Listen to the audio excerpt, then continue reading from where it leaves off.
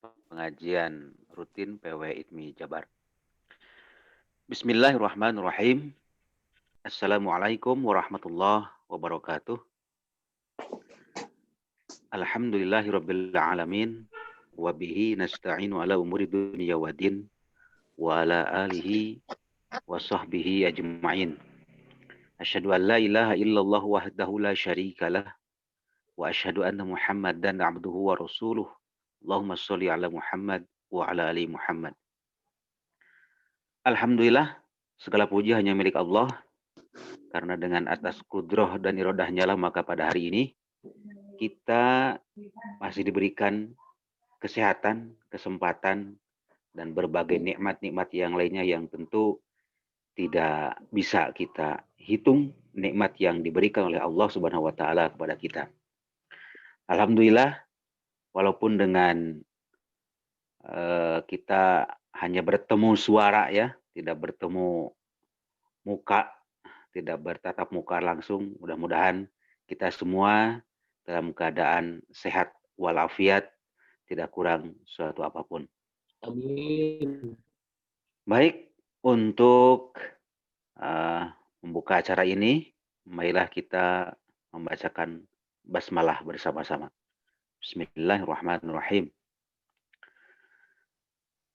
Yang terhormat Ketua PP Ikatan Tunanetra Muslim Indonesia, Ketua PW Ikatan Tunanetra Muslim Indonesia Jawa Barat, dan yang terhormat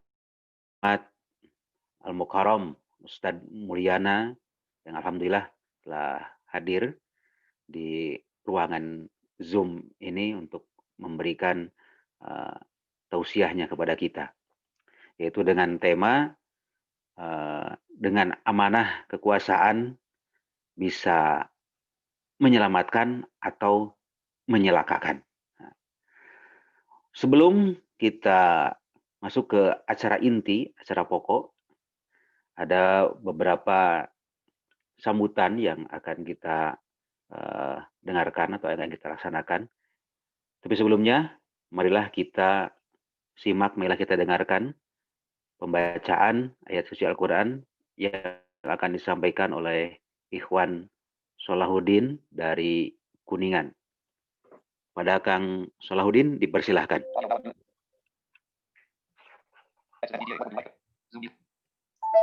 Halo, yes. Ya. Masuk suaranya. Masuk. Bismillahirrahmanirrahim. Assalamualaikum warahmatullahi wabarakatuh. Waalaikumsalam warahmatullahi. أعوذ بالله من الشيطان الرجيم. بسم الله الرحمن الرحيم. قل اللهم مالك الملك تؤتي الملك من تشاء وتعز من تشاء. قل اللهم مالك الملك تؤتي الملك من تشاء وتنزع الملك ممن تشاء وتعز من تشاء وتذل من تشاء بيدك الخير إنك على كل شيء قدير. تولج الليل في النهار وتولج النهار في الليل وتخرج الحي من الميت وتخرج الميت من الحي وترزق من تشاء بغير حساب. صدق الله العظيم. Assalamualaikum warahmatullahi wabarakatuh. Waalaikumsalam warahmatullahi wabarakatuh. Alhamdulillah, demikian tadi pembacaan ayat suci Al-Quran yang tadi disampaikan oleh Ikhwan Salahuddin. Mudah-mudahan Allah melimpahkan pahalanya khususnya kepada yang membacakannya, umumnya kepada kita semua. Selanjutnya, yaitu sambutan yang pertama, sambutan dari Ketua Umum Pengurus Pusat Ikatan Tunanetra Muslim Indonesia. Yang terhormat Bapak Haji Yudius Par, dipersilahkan.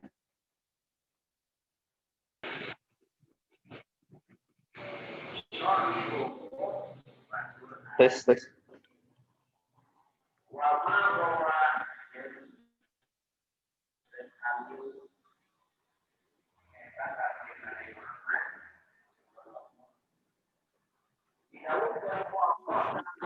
Pak Yudi. Enggak, Pak Yudi.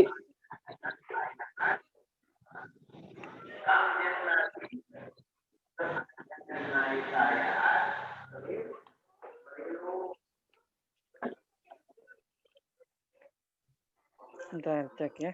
Halo, ya bisa? Ya silakan Cukup, Pak. Ya, mangga Pak Yudi. Mangga. Ya. Assalamualaikum warahmatullahi wabarakatuh. Alhamdulillahilladzi hadana li hadza wa ma kunna linahtadiya laula an hadanallah. Asyhadu an la ilaha illallah wahdahu la syarikalah wa asyhadu anna Muhammadan abduhu wa rasuluh la nabiyya ba'dah. Yang saya hormati Ketua dan anggota Dewan Syuro wilayah Jawa Barat, ya wilayah ITMI Jawa Barat. Yang saya hormati Ikhwan Ketua Pengurus Wilayah ITMI Jawa Barat,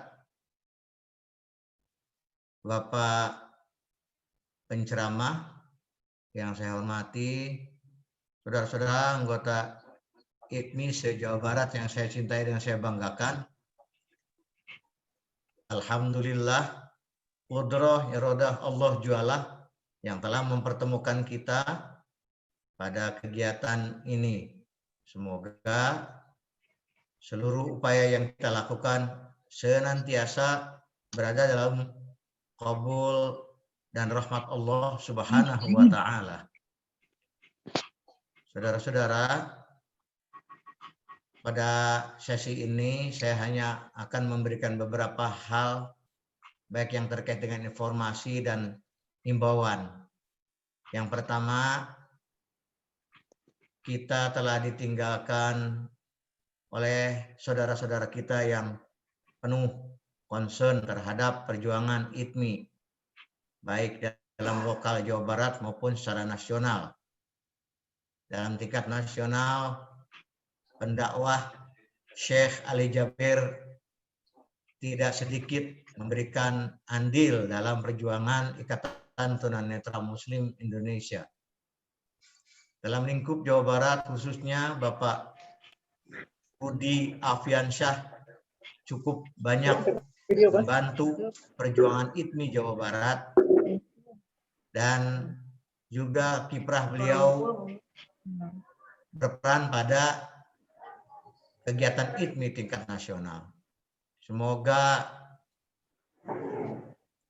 saudara-saudara kita yang telah mendahului kita senantiasa diberikan balasan yang setimpal atas amal ibadah dan kebaikannya, ditempatkan di tempat yang semulia-mulianya, dan kita bisa meneladani dan meniru ibroh atau semangat ghirah yang telah ditunjukkan oleh mereka. Amin ya rabbal alamin. Selanjutnya saya menghimbau kepada seluruh jajaran ITMI khususnya di Jawa Barat untuk pertama semakin memperkuat ukhuwah, dakwah, ukhuwah dan jam'iyah. Dakwah merupakan ruh dari organisasi ITMI. Karena itu dakwah dalam konteks yang lebih luas hendaknya senantiasa digelorakan oleh seluruh jajaran ITMI dari tingkat pusat, wilayah, dan daerah, khususnya di Jawa Barat sebagai salah satu tempat yang merupakan cikal bakal lahirnya organisasi Ikatan Tunanetra Muslim Indonesia.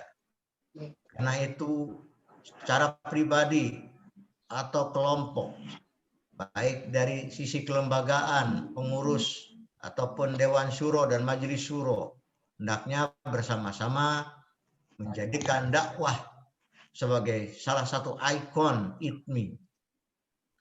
Dakwah tidak hanya bersifat formalitis kelembagaan, tetapi hendaknya menjadikan nafas setiap aktivitas organisasi ITMI. Ukhuwah bermakna kaitan persaudaraan yang didasarkan atas persamaan manhaj, akidah, manhaj syariah, dan manhaj pemahaman yang benar menurut Al-Quran dan As-Sunnah seperti yang telah dicontohkan oleh salafus soleh.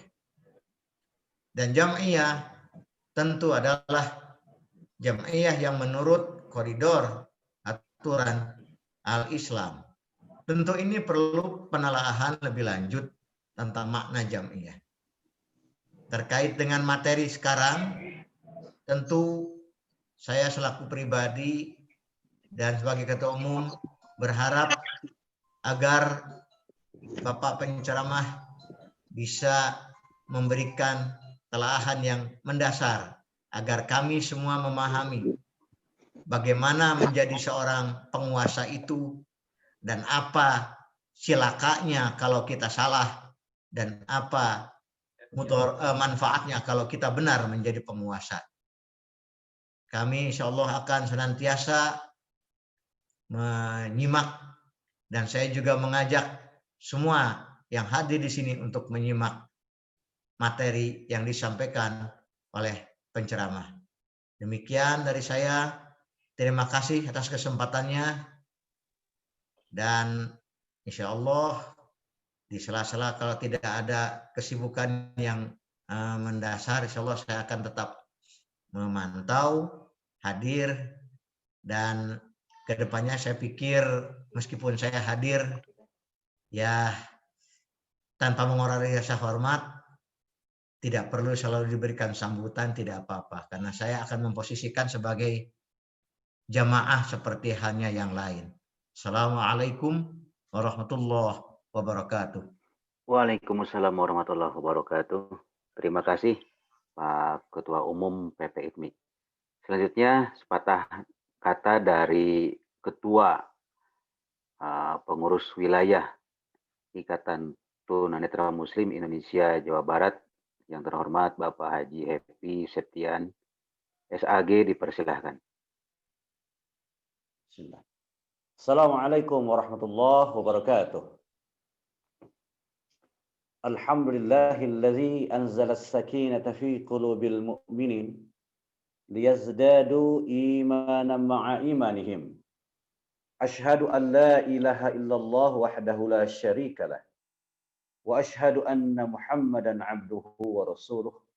Allahumma salli wa sallim wa barik ala nabiyyina Muhammad wa ala alihi wa ashabihi ajma'in. Amma ba'd, faya ibadallah, usikum wa nafsi bitaqwallah, ittaqullaha la'allakum tuflihun. Qala Allah Ta'ala fil Qur'an al-Karim, a'udzu billahi minasy syaithanir rajim. Laqad khalaqnal insana fi ahsani taqwim. ثم رددناه أسفل سافلين إلا الذين آمنوا وعملوا الصالحات فلهم أجر غير ممنون. Dengan kudrah Allah Subhanahu wa taala pada hari ini Ahad 4 Rabiul Akhir 1442 Hijriah, Allah mempertemukan kita dalam rangka kajian bulanan PW ITMI Jawa Barat. PWI Jawa Barat saat ini sedang mengalami masa transisi. Transisi dari sisi SOTK. Jadi susunan dan tata organisasi, juga dari sisi kepengurusan. Ini terjadi karena ITMI Jawa Barat baru saja menyelesaikan musyawarah wilayahnya yang kelima.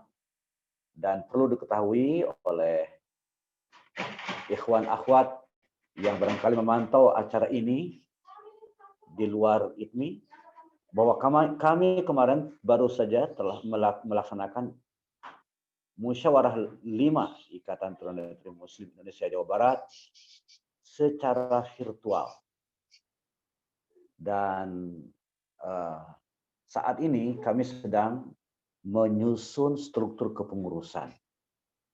Dan itu tentu tidak mudah, mengingat bahwa ITMI ini adalah organisasi jihad.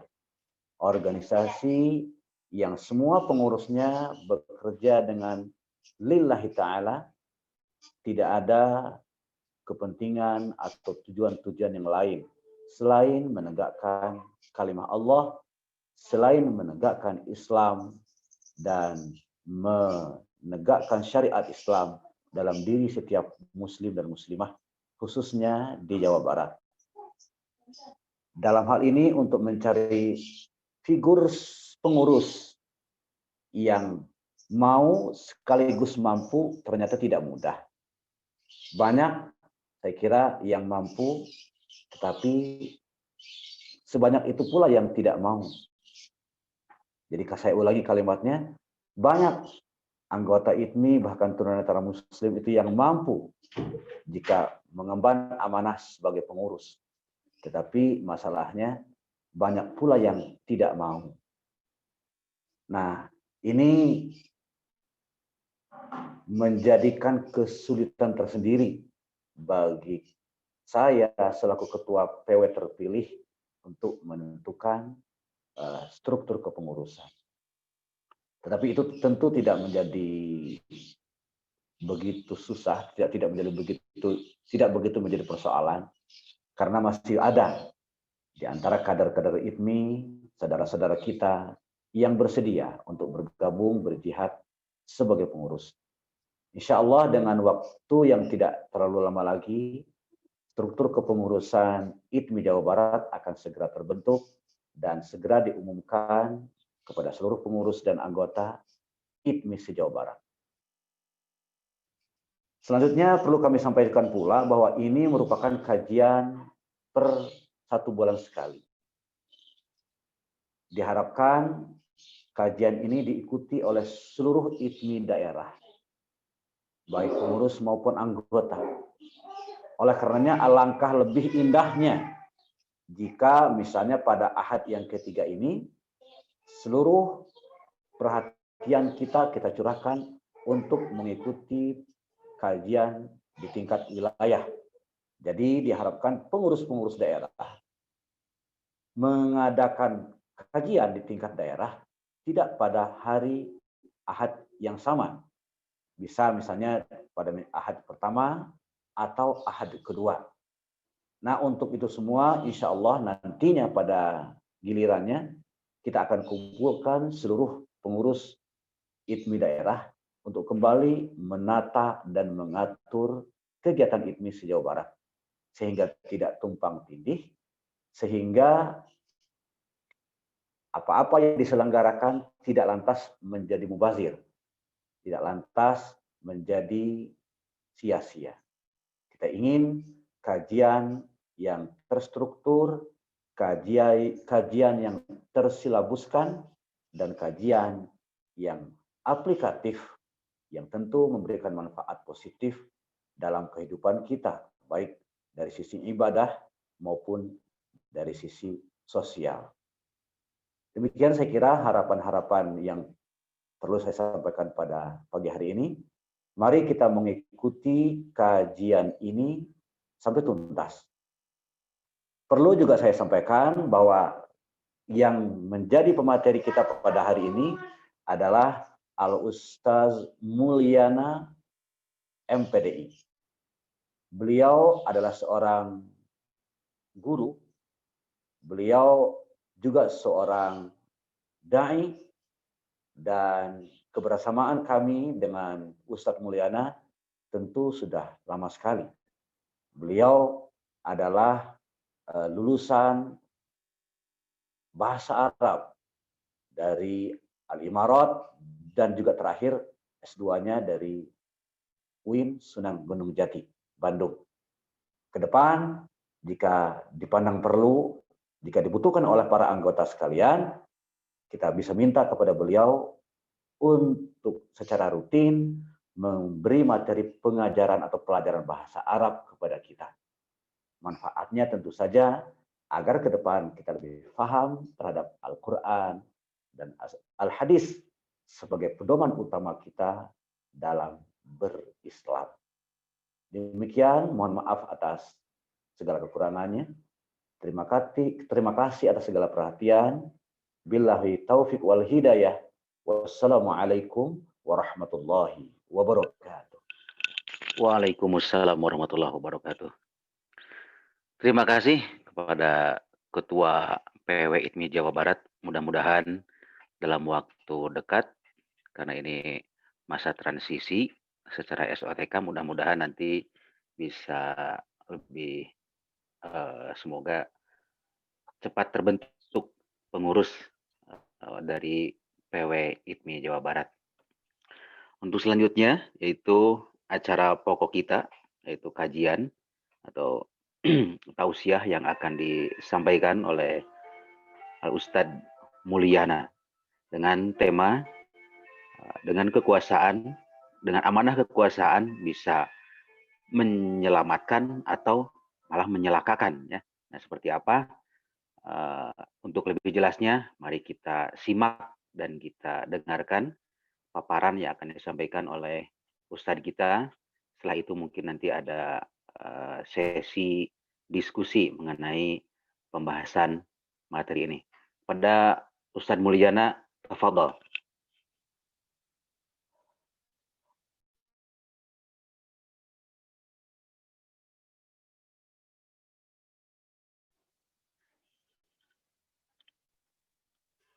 Bismillahirrahmanirrahim. Assalamualaikum warahmatullahi wabarakatuh. Waalaikumsalam warahmatullahi. Alhamdulillahirabbil alamin. Wassalatu wassalamu ala asyrafil anbiya'i wal mursalin Sayyidina Muhammadin wa ala alihi wa ashabihi ajma'in. Amma ba'd. Alhamdulillah, yang kami hormati dan kami muliakan Ketua ITMI Pusat, Ketua ITMI Jawa Barat, dan Ketua ITMI seluruh kota kabupaten di seluruh Indonesia. Mudah-mudahan antum semuanya dalam keadaan sehat walafiat. Suara saya kedengaran? Kedengaran.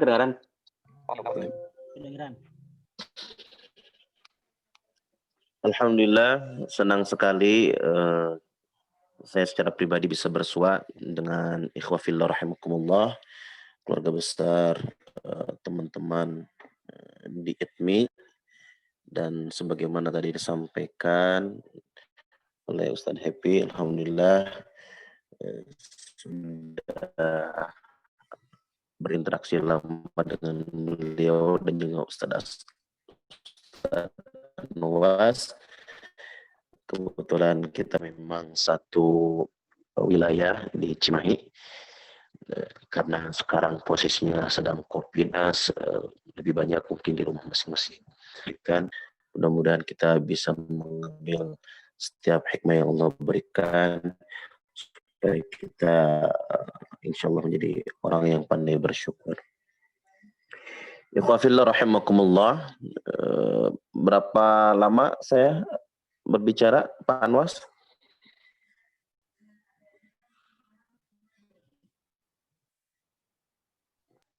Pak Anwas?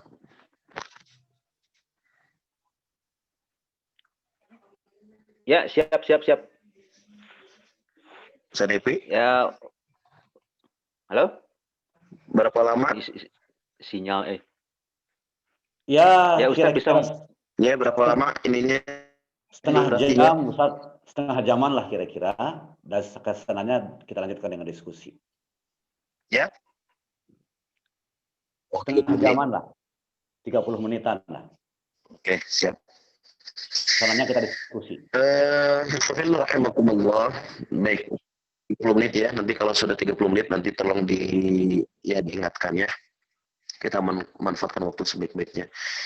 Sebenarnya saya ingin berbicara kaitan bagaimana kita mencoba untuk menyelami Al-Quran itu betapa banyak wawasan keilmuan yang bisa kita dapatkan. Sehingga mulai kita tumbuhkan dari kita, ya syukur-syukur kalau misalkan kita sudah terbiasa tilawah atau membaca Al-Quran setiap hari sesuai dengan kemampuan. Ada yang satu hari 1 halaman, 1 hari 2 halaman, bahkan setengah juz atau 1 juz bahkan 2 juz, itu sudah menjadi sebuah habit, itu menjadi sebuah kebiasaan yang bagus. Tetapi tidak sebatas kita hanya membaca saja, tapi juga harus mulai masuk ke level selanjutnya, yaitu bagaimana setiap yang kita baca dari ayat-ayat Al-Quran itu kita bisa menangkap pesan-pesan yang terkandung di dalam Al-Quran yang kita baca. Sehingga di sana nanti insya Allah kita akan mendapatkan beraneka ragam faidah, ilmu, wawasan, karena di dalam Al-Quran sendiri Allah sudah menyatakan bahwasanya Al-Quran itu sebagai hudan lil mu'minin, ya, hudan petunjuk bagi orang beriman. Nah, di dalam Al-Quran kita akan menemukan beraneka ragam ya petunjuk, yang dengan petunjuk tersebut insya Allah kita bisa dipandu oleh Al-Quran dalam menapaki hidup. Termasuk betapa Al-Quran itu menjadi mukjizat yang senantiasa dirasakan oleh umat sampai akhir zaman. Inilah kelebihan yang Allah anugerahkan kepada Rasulullah SAW yang tidak diberikan kepada para nabi dan rasul sebelum Rasulullah SAW. Kalau nabi-nabi dan rasul-rasul sebelum Nabi Muhammad SAW itu mukjizatnya dibatasi oleh tempat, dibatasi oleh waktu. Ketika misalkan satu nabi wafat atau meninggal, maka mukjizatnya juga secara otomatis juga hilang atau tidak lagi bisa menjadi petunjuk. Misalkan Nabi Musa alaihissalam diberikan Allah mukjizat, diantaranya adalah tongkat, yang dengan tongkat itu Nabi Musa diperintahkan untuk melemparkan ke laut sehingga laut itu membelah. Ada jalan untuk Nabi Musa dan pengikutnya untuk bisa melintasinya. Tetapi selepas Nabi Musa alaihissalam wafat, maka tongkat itu sudah tidak berarti apa-apa. Meskipun tongkatnya masih ada, tapi dengan Nabi Musa yang sudah tidak ada, itu tidak bisa digunakan. Artinya mukjizatnya dibatasi oleh waktu. Pun sama dengan nabi-nabi yang lain. Tetapi berbeda halnya dengan Nabi Muhammad SAW. Nabi Muhammad SAW diberikan mukjizat yang sangat agung, yaitu Al-Quran. Yang mukjizat itu masih dirasakan, meskipun 14 abad yang lalu, tapi mukjizat itu masih dirasakan sampai kita, bahkan sampai generasi terakhir manusia hidup di alam dunia ini. Nah, inilah keistimewaan yang Allah berikan kepada Nabi terakhir, Nabi Muhammad SAW. Dan mukjizat Al-Quran itu bisa kita rasakan melintasi masa demi masa. Jadi meskipun misalkan sekarang kita mengenal istilah generasi alfa, ya, dulu generasi milenial, kemudian masuk ke generasi alfa, maka ada satu prinsip mendasar Al-Quran itu disebut dengan solahiyatuz zaman wal makan. Al-Quran itu senantiasa up to date, senantiasa senantiasa sesuai ya dengan setiap generasi, lintas generasi dan setiap masa. Dia tidak pernah seperti kitab-kitab sebelumnya yang direvisi menyesuaikan dengan kondisi zaman. Tapi Al-Quran dari sejak zaman Nabi Muhammad SAW, kemudian sahabat, tabi'in, tabi'in, generasi salaf, khalaf, sampai kepada kita, tidak terjadi distorsi, baik itu ayatnya, kalimatnya, suratnya, ataupun juznya. Semuanya tetap masih sama.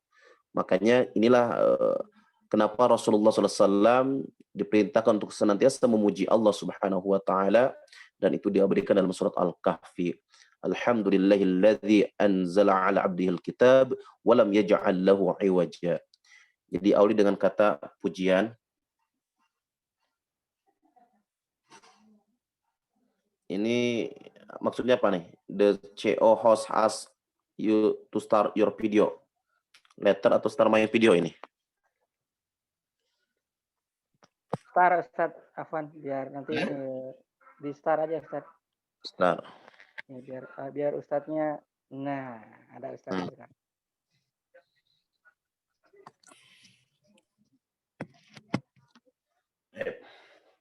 Maaf ini kelihatannya kamar. Baik.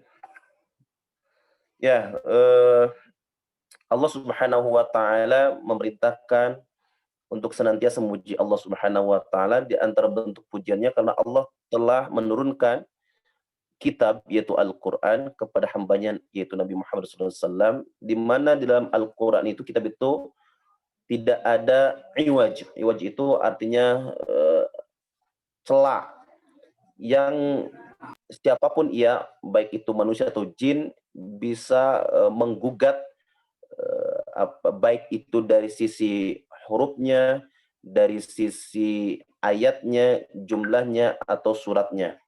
Jadi dari segala aspek Al-Quran itu tidak bisa direvisi atau tidak ada celah untuk dirubah, tidak seperti kitab-kitab yang lainnya. Jadi inilah di antara kekhususan Al-Quran, kemujizatan Al-Quran sebagai rahmat kepada Nabi Muhammad SAW. Teman-teman yang dirahmati Allah Subhanahu wa taala, nah sekarang kita masuk ke materi tentang kekuasaan. Di antara pesan-pesan Al-Qur'an, maka kita akan menemukan kaitan tentang di antara tauhid, akidah, akhlak, muamalah. Ternyata betapa banyak Al-Qur'an berbicara tentang kekuasaan, atau Al-Quran berbicara tentang politik ya. Karena antara kekuasaan dan politik itu satu kesatuan yang tidak bisa dipisahkan. Nah, berbicara tentang kekuasaan, kita akan menemukan di dalam Al-Quran itu baik kekuasaan yang diberikan kepada manusia, yang dengan kekuasaan itu dia menggunakan berbagai cara untuk menjadikan eksistensi dirinya berkuasa, sampai pada tingkat dia mentasbihkan dirinya sebagai Tuhan dengan kekuasaannya. Itu yang kita kenal dengan Fir'aun. Tapi ada juga Allah berikan kekuasaan itu kepada hamba Allah, dan kekuasaan itu dia senantiasa menjalankan titah perintah Allah Subhanahu wa taala dalam hal kebaikan, amar ma'ruf dan nahi mungkar.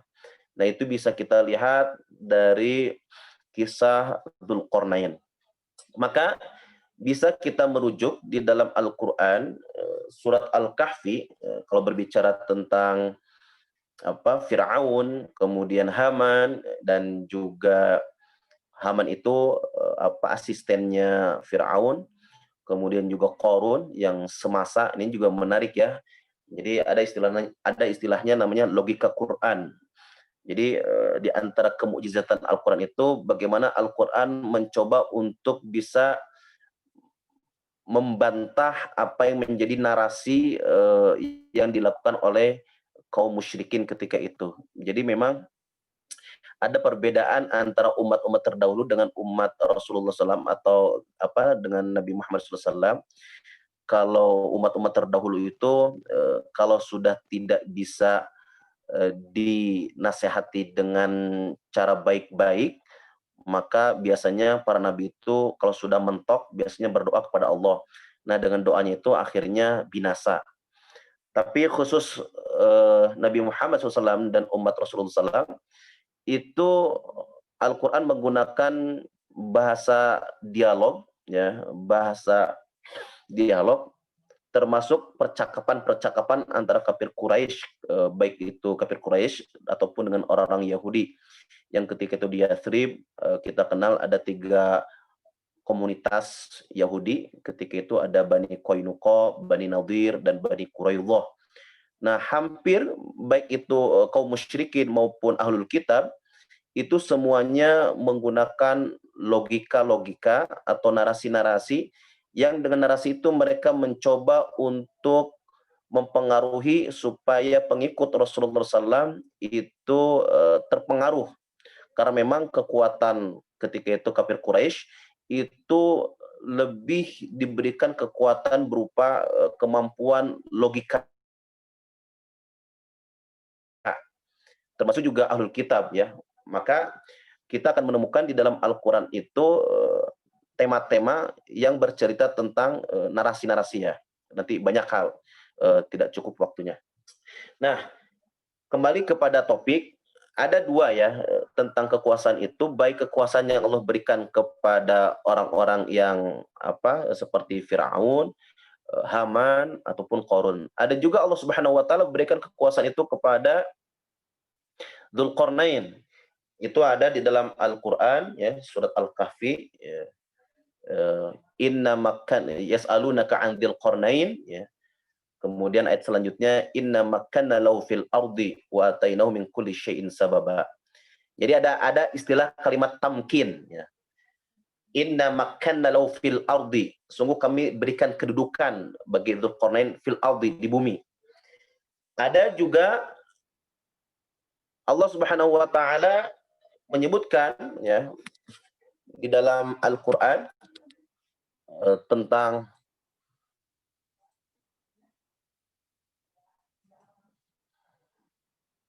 sebentar, ya, kita cek. Ada di dalam Al-Quran itu kaitannya Allah Subhanahu wa taala memberikan kekuasaan kepada Firaun, ya.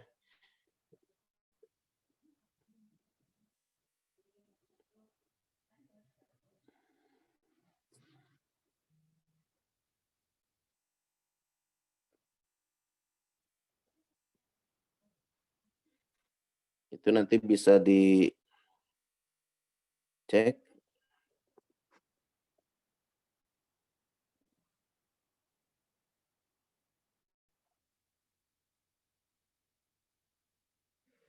Di surat Al-Qasas ayat 6. Wa numakkin lahum fil ardi wa nuriya fir'aun wa haman wa junudahuma minhum ma kanu yahdharun. Itu ada dalam surat Al-Qasas ayat 6. Ada bahasa numakin, itu dari kata tamkin. Nah, Allah Subhanahu wa taala memberikan kekuasaan kepada Firaun dan juga Haman beserta para pengikutnya. Nah, artinya Allah berikan kekuasaan kepada yang Allah kehendaki. Jadi seperti tadi surat yang dibacakan oleh salah satu qari, qulillahumma malikal mulki tu'til mulka man tasya wa tu'izzu man tasya, ya. Jadi Allah berikan kekuasaan itu kepada yang Allah kehendaki. Baik itu kekuasaan yang diberikan kepada hamba-hambanya yang terpilih, maupun kekuasaan kepada orang-orang yang menggunakan kekuasaan itu untuk tindakan-tindakan yang tidak sesuai dengan haknya.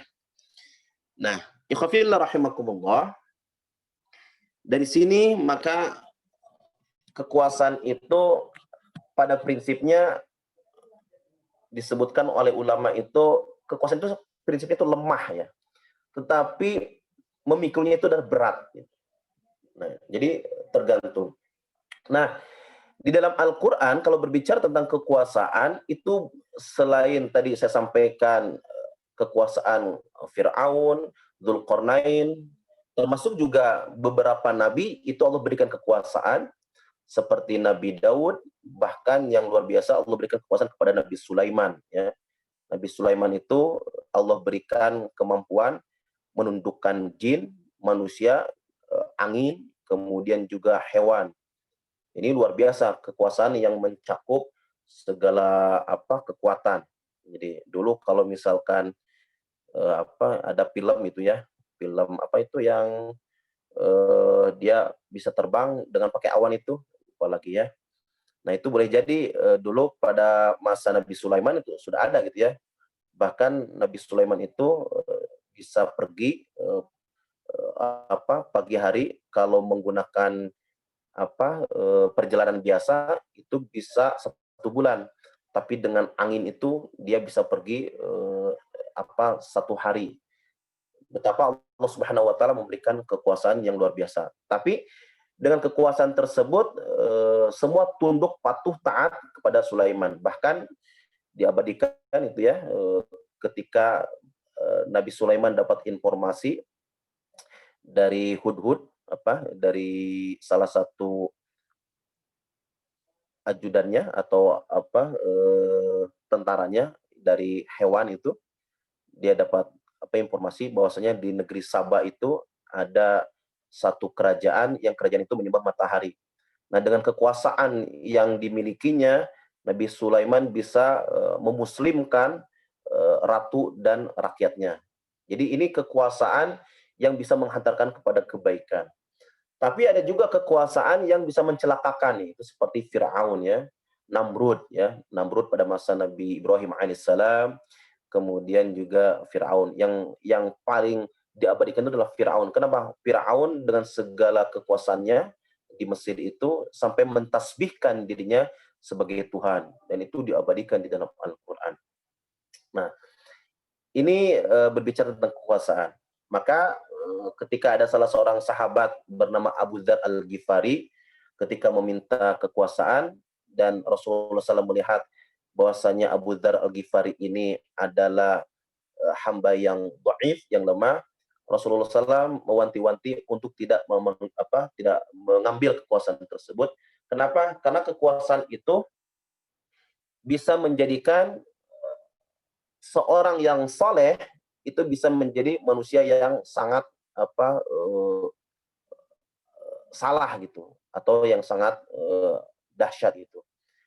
Bahkan nanti kalau misalkan teman-teman di ITMI itu kalau baca sejarah itu ya ada hal yang menarik, meskipun ini sebenarnya catatan sejarah ya. Jadi kalau berbicara tentang kekhilafahan Muawiyah sebelum Abbasiyah kan setelah dari Rasulullah SAW, kemudian beralih ke khalifahan Khulafaur Rasyidin kurang lebih selama 30 tahun, kemudian beralih ke Hasan bin Ali, kemudian setelah itu dilanjutkan oleh Muawiyah ke khalifahan Bani Umayyah, selanjutnya dari Bani Umayyah kemudian ke Bani Abbasiyah. Nah, dalam sejarah itu ada catatan sejarah merah ya, artinya tidak untuk dicontoh. Tapi itulah betapa kekuasaan itu bisa menjelma menjadi sesuatu yang sangat menakutkan. Ada seorang, mungkin di antara sebagian antum atau semuanya sudah mendengar, ada seorang dia lahir tahun 40 Hijriah, berarti masih kalangan generasi tabi'in ya, tabi'in atau tabi'in. Lahir di 40 Hijriah. Nah, namanya itu Hajjaj bin Yusuf Ats-Tsaqafi. Hajjaj bin Yusuf Ats-Tsaqafi. Mungkin antum pernah dengar ya. Ini kalau berbicara tentang kekuasaan. Hajjaj bin Yusuf Ats-Tsaqafi ini yang sampai sekaliber Ibnu Katsir aja tidak bisa memutuskan gitu. Apakah bagaimana dalam pandangan timbangan dia Ahlus Sunnah wal Jamaah kaitan dengan Hajjaj bin Yusuf Ats-Tsaqafi. Kenapa? Karena selama dia berkuasa, dia itu bertangan besi gitu. Bahkan Imam Az-Zahabi dalam kitab Syiar A'lam An-Nubala, kitab Syiar A'lam An-Nubala ini kitab menulis tokoh-tokoh besar dia tulis oleh Imam Az-Zahabi, itu mendeskripsikan kaitan dengan Hajjaj bin Yusuf Ats-Tsaqafi sebagai seorang yang sangat zalim. Zalim itu artinya yang zalimnya tekatulungan gitu. Bengis ya. Jadi bahkan dia safak itu artinya penumpah darah gitu. Padahal sebelum dia berkuasa, dia itu termasuk ahlul Quran gitu. Dia penghafal Al-Quran. Bahkan inilah ya. Jadi kadang-kadang kekuasaan itu meskipun dulunya dia itu adalah orang saleh, tapi kalau tidak siap itu bisa menjadi salah gitu.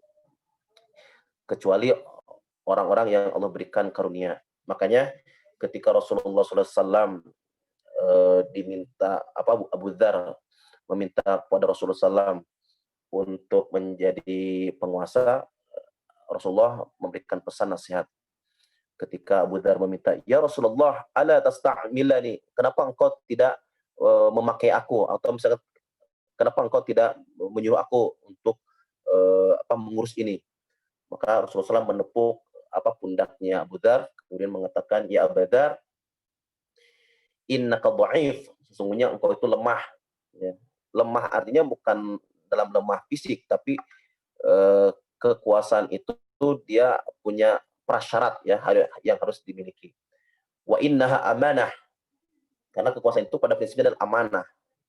Wa innaha yaumal qiyamah khizyun wa nadamah. Karena kekuasaan itu pada hari kiamat adalah sesuatu yang menghinakan dan suatu penyesalan. Nah, tapi Rasulullah SAW tidak titik tapi koma, illa man akhadhaha bihaqqiha, kecuali orang yang mampu menunaikan amanah tersebut. Artinya Rasulullah tidak menyuruh atau tidak melarang, tapi kepada siapa amanah itu sanggup untuk dieksekusinya. Illa man akhadhaha bihaqqiha wa adda alladhi alaihi mal wa adda alladhi alaihi fiha. Ya. Bahkan dalam riwayat yang lain, ya Abu Dzar, inni araka dha'ifan.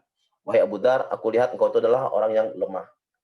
Karena di antara syarat ya sebagai seorang pemimpin itu dia harus punya sifat syaja'ah.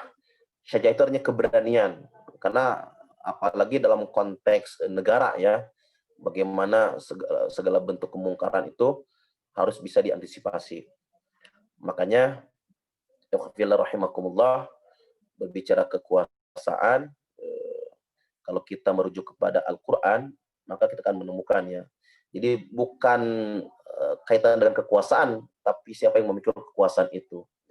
Kekuasaan itu seperti pisau. Dia bisa menjahit, bisa menjadi baik kalau diberikan kepada orang-orang yang mampu, tapi juga bisa menjadi tidak baik ya. Dan itu di dalam Al-Quran semuanya diabadikan. Bisa tentang Firaun ya, bahkan supaya eksistensinya kekuasaannya itu tidak hilang, dia melakukan berbagai cara Firaun itu nanti diabadikan dalam Al-Quran.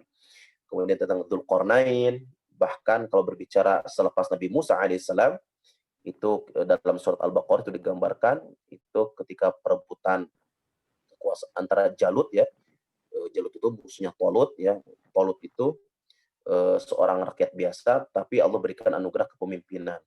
Bahkan Daud ya, itu juga kekuasaan. Nah, maka dalam konteks itu termasuk juga Nabi Yusuf alaihissalam ketika berbicara kekuasaan. Jadi ada parameternya, ada ukurannya. Kalau misalkan seseorang ingin dipilih ya, baik itu pemimpin paling kecil, skup yang paling mikro maupun yang makro, apalagi kepemimpinan nasional, maka ada 3 syarat yang harus dimiliki oleh seorang pemimpin supaya dia tidak menjadikan kekuasaan sebagai alat untuk membinasakan baik dirinya maupun yang lainnya. Kalau berbicara tentang kekuasaan, kita bisa melihat dari pernyataan Nabi Yusuf alaihissalam. Ketika Nabi Yusuf itu ditawarkan oleh raja, maka Nabi Yusuf mengatakan, berikan saya kekuasaan. Syaratnya apa? Parameternya apa? Nabi Yusuf meminta kekuasaan itu, beliau mengatakan, inni hafizun alim. Inni hafizun alim. Jadi syarat bagi seorang pemimpin itu pertama hafiz. Hafiz itu artinya berintegritas ya. Artinya apa? Dia tidak menjadikan kekuasaan sebagai alat untuk memperkaya diri atau untuk memperkaya para pengikutnya. Jadi hafiz. Jadi seorang pemimpin itu syarat mutlak wajib dimiliki oleh seorang pemimpin itu adalah hafiz. Hafiz itu artinya berintegritas ya. Artinya tidak mudah untuk disogok, tidak mudah untuk disuap. Kenapa? Karena kelemahan kepemimpinan kita sekarang itu, kalau sudah berbicara tentang kekuasaan, maka tidak lepas daripada suap menyuap ya, sogok menyogok, atau misalkan tidak berintegritas. Ya seperti misalkan kita ambil contoh dalam konteks Indonesia ya, seperti bantuan sosial ya, betapa yang seharusnya itu dana itu diberikan kepada masyarakat, tapi karena dia tidak hafiz, tidak berintegritas, ya akhirnya ini juga ya, diambil juga gitu ya. Meskipun nilainya itu sedikit, tapi karena kalinya banyak, jumlahnya banyak, sehingga kalau misalkan satu sembako itu diambil 10.000, dia bikin 1 juta sembako itu bisa bermiliar-miliar. Nah itu jadi syarat menjadi seorang pemimpin di mana saja dia berada, dia harus hafiz. Hafiz itu berintegritas, ya, dia tidak cacat. Makanya kalau kita berbicara tentang hadis dan ulumul hadis, di antara kan ada matan, ada sanad ya. Ada matan, ada sanad. Kualitas hadis itu dilihat bisa dhaif, bisa sahih, bisa hasan. Itu dilihat dari kualitas yang meriwayatkannya, sanad. Apakah dia dhabit ya atau thiqah ya, itu kaitan dengan integritas gitu ya. Jadi kalau misalkan dia tidak dia tukang ngebohong, berarti hadisnya itu tidak diterima, meskipun boleh jadi itu bersumber dari Rasulullah gitu. Jadi betapa ulama hadis saja membuat kriteria gitu. Karena ini adalah kalam Rasul, karena ada satu pernyataan dari Rasulullah SAW, kata Rasulullah SAW, barang siapa yang berbicara mengatasnamakan aku, padahal itu bukan dari aku, maka tempatnya di neraka. Nah, makanya ulama hadis itu membuat sebuah kriteria, tidak boleh menerima hadis yang dibawa, misalkan dia seorang pendusta, penipu, atau banyak bohongnya. Meskipun boleh jadi hadis tersebut secara makna itu benar, tapi karena yang membawanya, yang meriwayatnya itu punya cacat, maka tertolak. Makanya bisa kualitas hadis itu bisa dari sahih turun, dari mutawatir turun ke sahih, dari sahih turun ke dhaif, ke hasan, dari hasan turun ke dhaif. Itu bagaimana para ulama menetapkan kriteria hadis ya, seperti itu. Jadi calon pemimpin itu dia harus hafil, artinya berintegritas. Yang kedua, ikhwatul iman rahimakumullah, yang kedua alim. Alim itu artinya capable. Artinya dia menguasai apa yang menjadi objeknya. Ya. Kalau berbicara tentang negara, berarti dia harus tahu tentang ketatanegaraan. Dia harus tahu tentang undang-undang. Dia harus tahu mana yang boleh, mana yang tidak. Jadi yang kedua adalah alim. Ya. Jadi yang pertama hafiz, harus berintegritas. Yang kedua alim. Alim itu artinya berwawasan. Artinya dia menguasai ya, capable ya, menguasai apa yang menjadi urusannya. Karena kalau misalkan tidak menguasai, ini akan jadi masalah.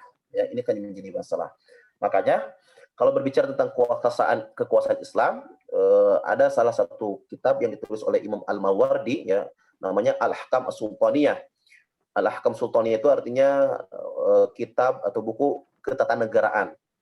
Beliau mengatakan konsep khilafah atau imamah yang dibawa oleh Syiah ya, ataupun yang sejenisnya, hampir muaranya sama, mengatakan bahwasanya khilafah itu apa? Khilafah itu fungsinya dua gitu. Himayatuddin, hirasatuddin, wasyasah. Jadi menjaga eksistensi agama dan juga mengatur urusan manusia gitu. Jadi dua, kekuasaan itu dua. Jadi menjaga eksistensi agama supaya agama itu terbebas dari praktek-praktek yang bisa menjadi agama itu tidak murni lagi. Ya. yang kedua siasatu dunia, mengurus urusan dunia. Jadi fungsi kekuasaan itu dua, menjaga eksistensi agama, karena seperti dalam konsep fikih itu ada namanya maqasidus syariah. Di antara maqasidus syariah ada 5. Di antaranya adalah hifzuddin, menjaga agama. Nah, bagaimana kekuasaan itu bisa menjadikan agama senantiasa di atas gitu. Makanya para founding father kita, para pemimpin bangsa kita itu meletakkan di urutan pertama Pancasila itu adalah ketuhanan yang Maha Esa. Itu dalam konteks hifzuddin, supaya rakyatnya itu tidak ateis, ya, rakyatnya itu dia harus bertauhid. Nah, yang kedua, bagaimana siasatu dunia, orientasinya adalah mengurus dunia, ya, dengan benar, dengan cakap. Nah, itu perlu ilmu, ya, makanya disebut alim.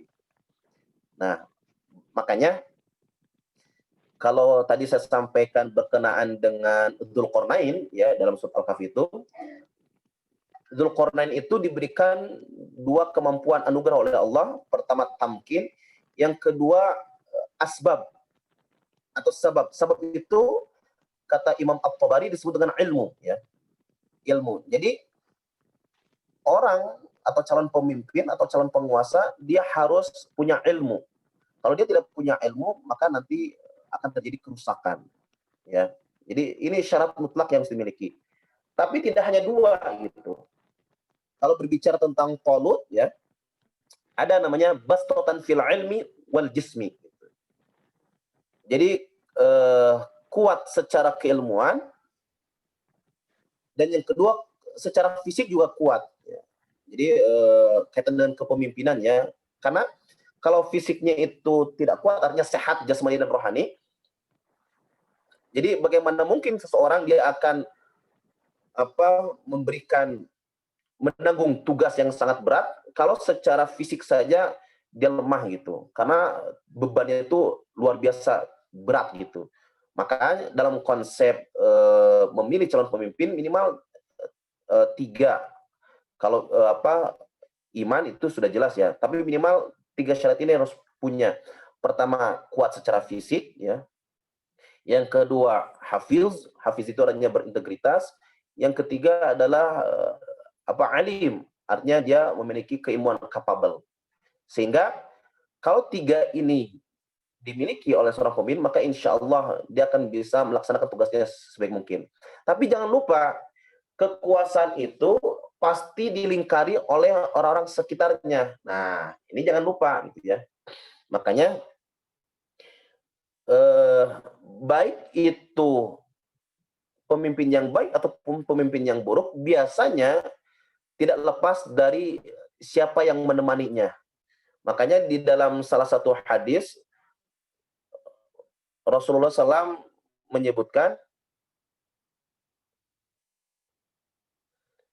tidaklah Allah mengutus seorang nabi, ya, kecuali atau tidaklah Allah mengutus seorang nabi atau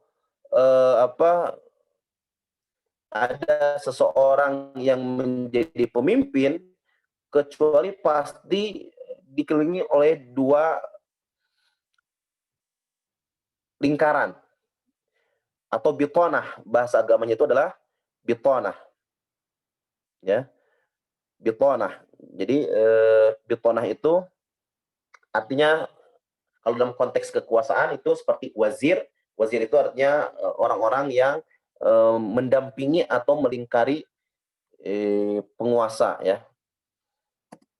Nah, dalam sebuah hadis disebutkan, ya. Jadi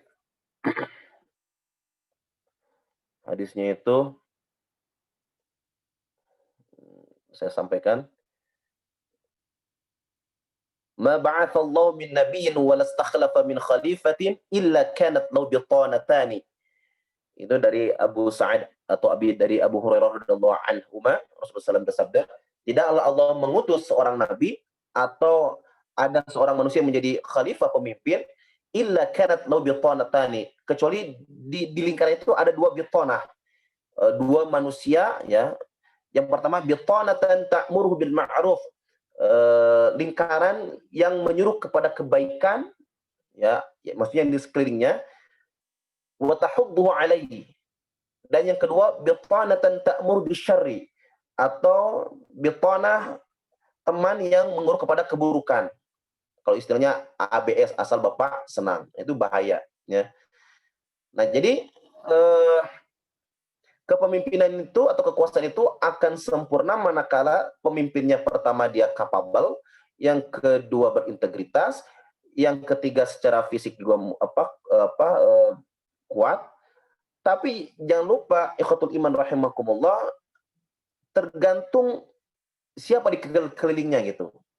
Kalau di sekelilingnya itu atau di sekitarnya itu adalah orang-orang yang senantiasa mengambil keuntungan, menyuruh keburukan, maka kekuasaan itu akan akan hancur gitu. Makanya coba kita lihat Firaun. Firaun itu sudah mentasbihkan dirinya sebagai seorang penguasa tunggal, bahkan sebagai Tuhan. Tapi lihat di sekeliling Firaun ada Haman. Haman itu artinya arsitek ya, orang yang mendesain bagaimana kekuasaan Firaun itu terus tetap langgeng. Dan yang kedua Qarun. Jadi kalau Qarun itu simbol dari pengusaha yang membackup ya secara finansial. Maka kekuasaan itu tidak akan lepas dari namanya arsitek dan juga finansial. Nah, Qarun dan Haman itu berada di lingkaran Firaun ya. Jadi satu paket itu lengkap ya, sehingga mereka mencoba untuk tetap eksis di dalam hal kekuasaan. Tapi coba lihat, misalkan Rasulullah SAW dikelilingi oleh para sahabat ridwanullah ajmain ya, sehingga mereka satu visi, satu frekuensi. Makanya dulu ada anekdot begini, ada cerita begini. Ketika masa Umar bin Khattab dan masa Ali gitu ya, ada seseorang bertanya kepada Ali ya, ketika terjadi huru hara ya, kan seperti kita kenal dalam sejarah itu, terjadinya huru hara itu ketika ketika Umar bin Khattab itu meninggal, wafat, ditusuk, kemudian beralih kepemimpinan kepada Utsman. Nah, dari mulai Utsman itu sudah mulai benih-benih terjadi pemberontakan dan juga huru hara sudah mulai terjadi. Kemudian lanjut ke Ali. Nah, ada seseorang bertanya kepada Ali, "Wahai Imam, wahai Ali, kenapa kalau masa Umar itu tenang, tentram, adem gitu ya, sementara masa engkau itu kok banyak gejolak gitu, terjadi banyak pertikaian?" Jadi maksudnya si orang ini membandingkan, jadi kayaknya orang ini ingin mencoba menjatuhkan kredibilitas Ali gitu ya, seakan-akan Ali itu tidak cakap gitu. Jadi dia membandingkan, kok pada masa kepemimpinan atau kekhalifahan Umar hidup itu lebih nikmat, lebih tenang beribadah, pokoknya mah semuanya tertata itu. Sementara pada masa engkau kok banyak kekacauan. Maka Imam Ali mengatakan dengan simpel, ya jelaslah kalau pada masa Umar jadi pemimpin, rakyatnya seperti saya. Sementara ketika zaman saya sebagai pemimpin, rakyatnya seperti kamu gitu. Jadi ini menunjukkan itu ya, kepemimpinan itu sesuatu yang sangat kompleks gitu. Kalau pemimpinnya baik, sekelilingnya baik, rakyatnya baik, maka insya Allah akan menjadi kebaikan. Tapi kalau pemimpinnya buruk, dikelilingi oleh orang buruk, rakyatnya buruk, maka udah lengkap gitu. Dan itu yang terjadi Firaun ya, di sekelilingnya. Bahkan kaum rakyatnya Firaun itu diabadikan dalam Al-Qur'an surat Zukhruf ya. Ada istilah fastakhaffa ya qaumahu ya. Jadi ketika Firaun itu dia membuat sebuah pengumuman dan akhirnya sama rakyatnya itu disetujui gitu. Jadi berkolaborasi gitu ya, seperti itu. Wallahu a'lam bishawab ya, itu barangkali gambaran kaitannya dengan kekuasaan dalam perspektif Al-Qur'an dan juga hadis Rasulullah SAW. Pada prinsipnya adalah bagaimana kita mencoba untuk terus membaca ayat-ayat Al-Qur'an, termasuk di dalamnya adalah Al-Qur'an memberikan isyarat-isyarat tentang kekuasaan. Itu saja dulu barangkali, mungkin insyaallah nanti kita sama-sama saling sharing. Wallahu a'lam bishawab. Assalamualaikum warahmatullahi wabarakatuh.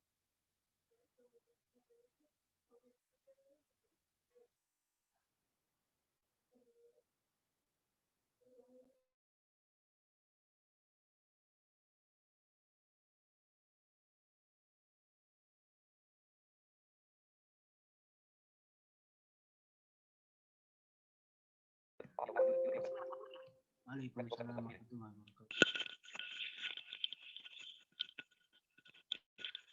Ya, mohon maaf. Subhanallah, terima kasih atas pencerahannya yang disampaikan oleh Al-Ustaz Mulyana mengenai kekuasaan. Ini berkaitan dengan kepemimpinan. Kita juga tentu adalah sebagai pemimpin ya. Di rumah tangga kita masing-masing, kita adalah sebagai imam, sebagai pemimpin, itu kita harus membawa keluarga kita atau makmum kita kepada jalan yang lebih baik. Nah, ini sudah ada pertanyaan yang masuk melalui tulisan yang sudah disampaikan oleh Pak Supri Pantis. Saya akan langsung bacakan saja. Dari Pak Antis, ini bagaimana Ustadz, menurut pandangan Islam, seorang pemimpin menghadapi muhasabah rakyatnya. Ini sebelum ke pertanyaan saudara-saudara yang lainnya, saya bacakan dulu yang sudah masuk melalui pesan di Zoom ini mengenai bagaimana menghadapi muhasabah rakyatnya seorang pemimpin menurut pandangan Islam.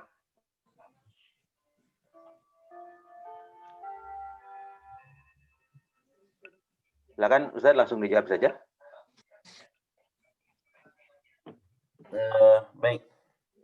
Ada sebuah istilah begini. Kama takunu yuwalla alaikum. Kama takunu yuwalla alaikum. Ini sebuah ungkapannya. Jadi pemimpin itu gimana rakyatnya? Atau rakyat gimana pemimpinnya? Ya, kama takunu yuwalla alaikum. Jadi kalau misalkan pemimpinnya rakyatnya sedang yang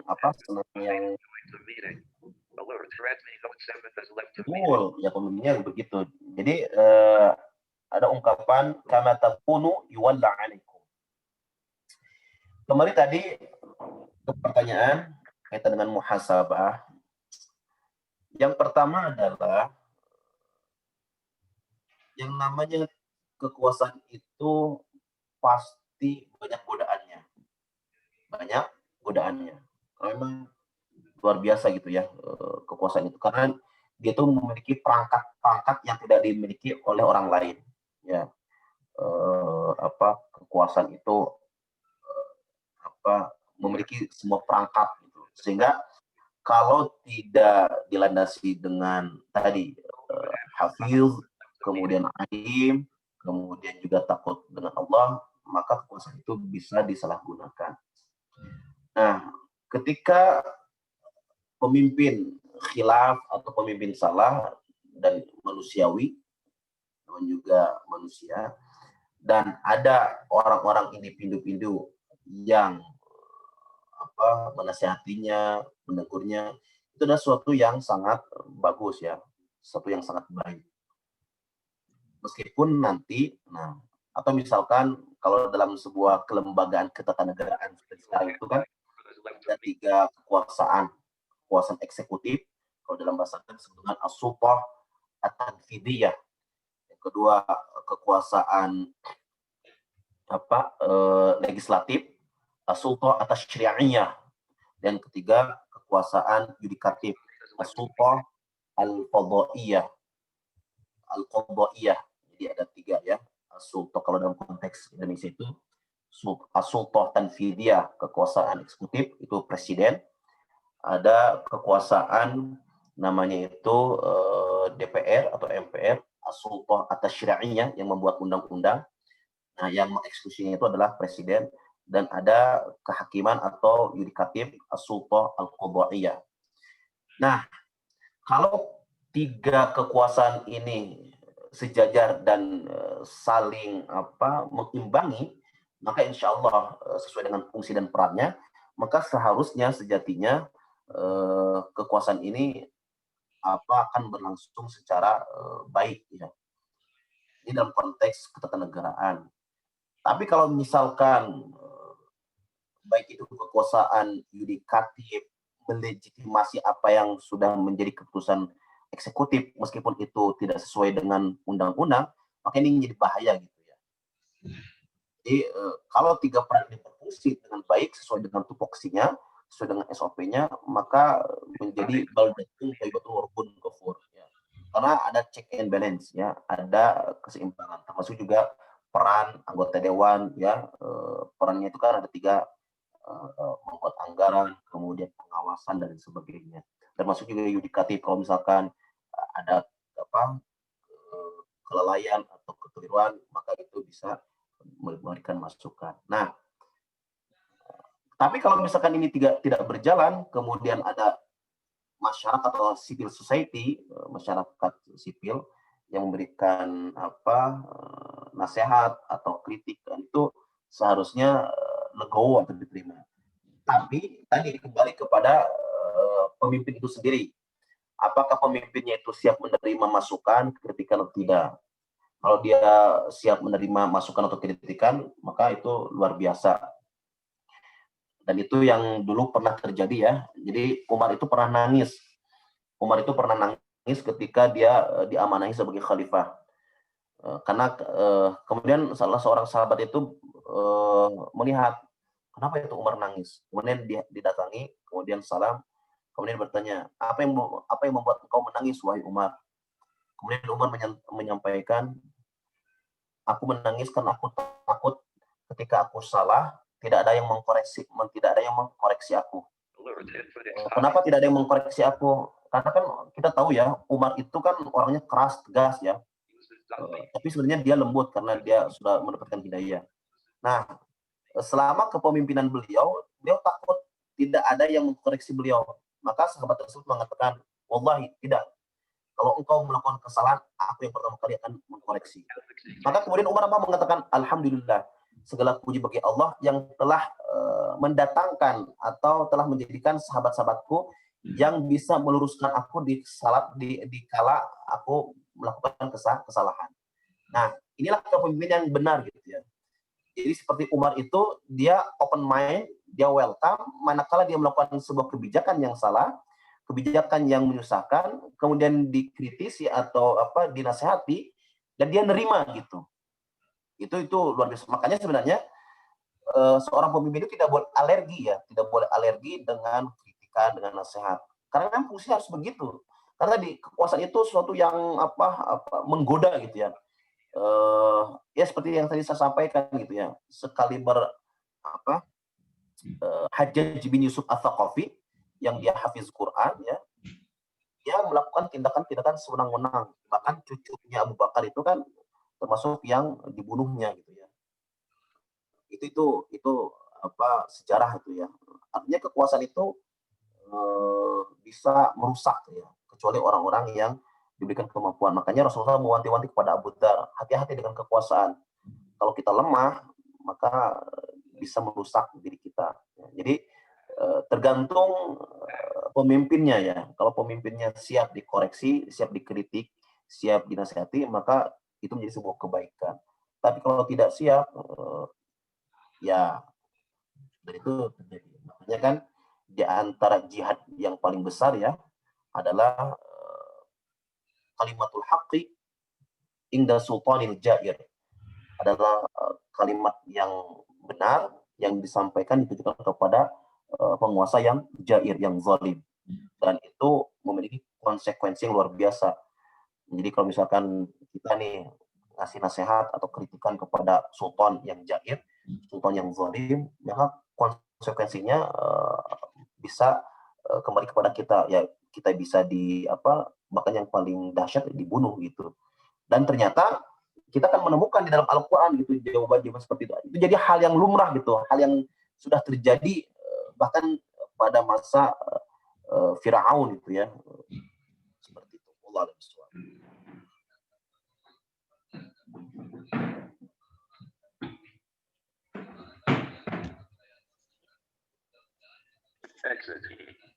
Baik, terima kasih Ustaz atas jawabannya. Pak Heri. Halo Pak Heri. Pak Heri. Ya, Pak Anwas, bagaimana? Pak Heri punten di handle Pak Heri. Abdi aya tamu ya punten. Punten pisan. Di handle nya. Mangga. Baik. Turun Pak Heri, yuk. Ya. Baik, silakan rekan-rekan yang ingin menyampaikan pertanyaannya. Saya Pak Heri. Oke, silakan. Assalamualaikum warahmatullahi wabarakatuh. Saya mau bertanya mengenai apa akibatnya kalau ada suatu negeri yang pemerintahannya zalim serta tidak mau menegakkan keadilan hukum. Sekali lagi pertanyaannya adalah bagaimana kalau ada satu negeri kalau ada pemerintahannya zalim dan tidak mau menegakkan keadilan hukum. Bagaimana perspektif Islamnya atau pandangan Islamnya bagaimana? Terima kasih. Pak Dadan itu ya dari Jakarta ya, Pak Haji Dadan. Ya, betul. Manhun, mangga. Kedapnya. Aku lupa lihada wassalamualaikum warahmatullahi wabarakatuh. Waalaikumsalam warahmatullahi. Baik, silakan rekan-rekan. Yang ada Ustadz tadi lagi ada ini dulu ya. Ada ini.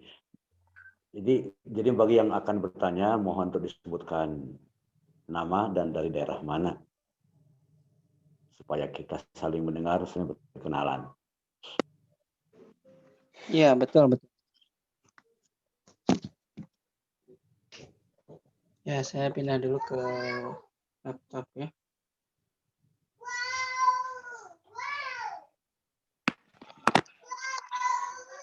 Pak Dadan host ada yang ingin ditanyakan?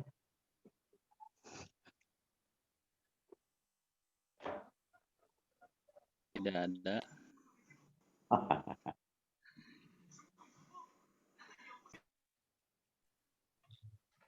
Ya, maaf. Suara saya kedengaran? Iya, kedengar Ustaz. Dulu suatu ketika Umar bin Khattab itu pernah memerintahkan salah seorang sahabat namanya Mus'ab bin Amr. Siapa itu ya? Ada seorang sahabat ya untuk menjadi gubernur di Hamas ya.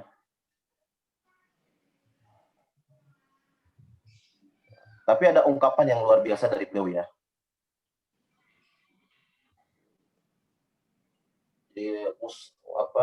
Siapa namanya itu seorang sahabat Rasulullah ya. Jadi gubernur di wilayah Hamas ya, yang masyarakatnya itu masyarakat yang ketika pertama kali diperintahkan untuk menjadi pemimpin di wilayah tersebut, dia mengatakan begini, ini sangat terkenal.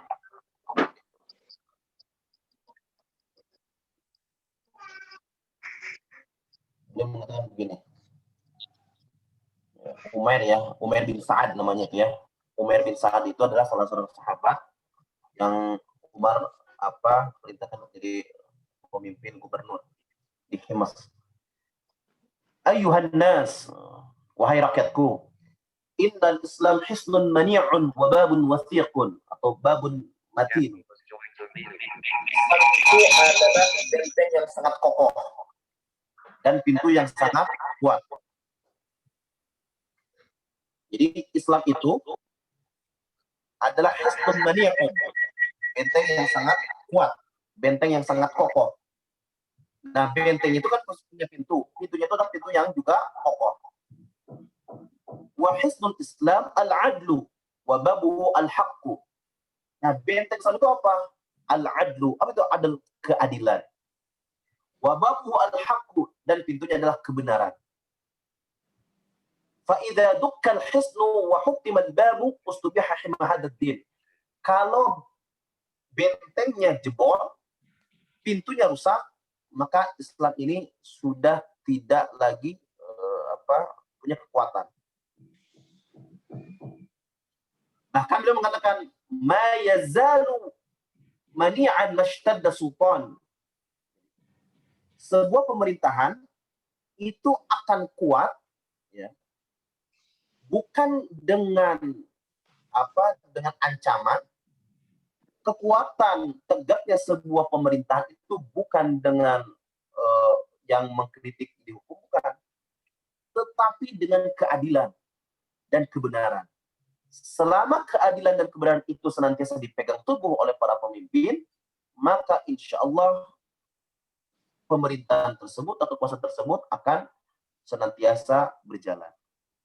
Nah, tadi pertanyaannya dari salah seorang sahabat di Jakarta ya.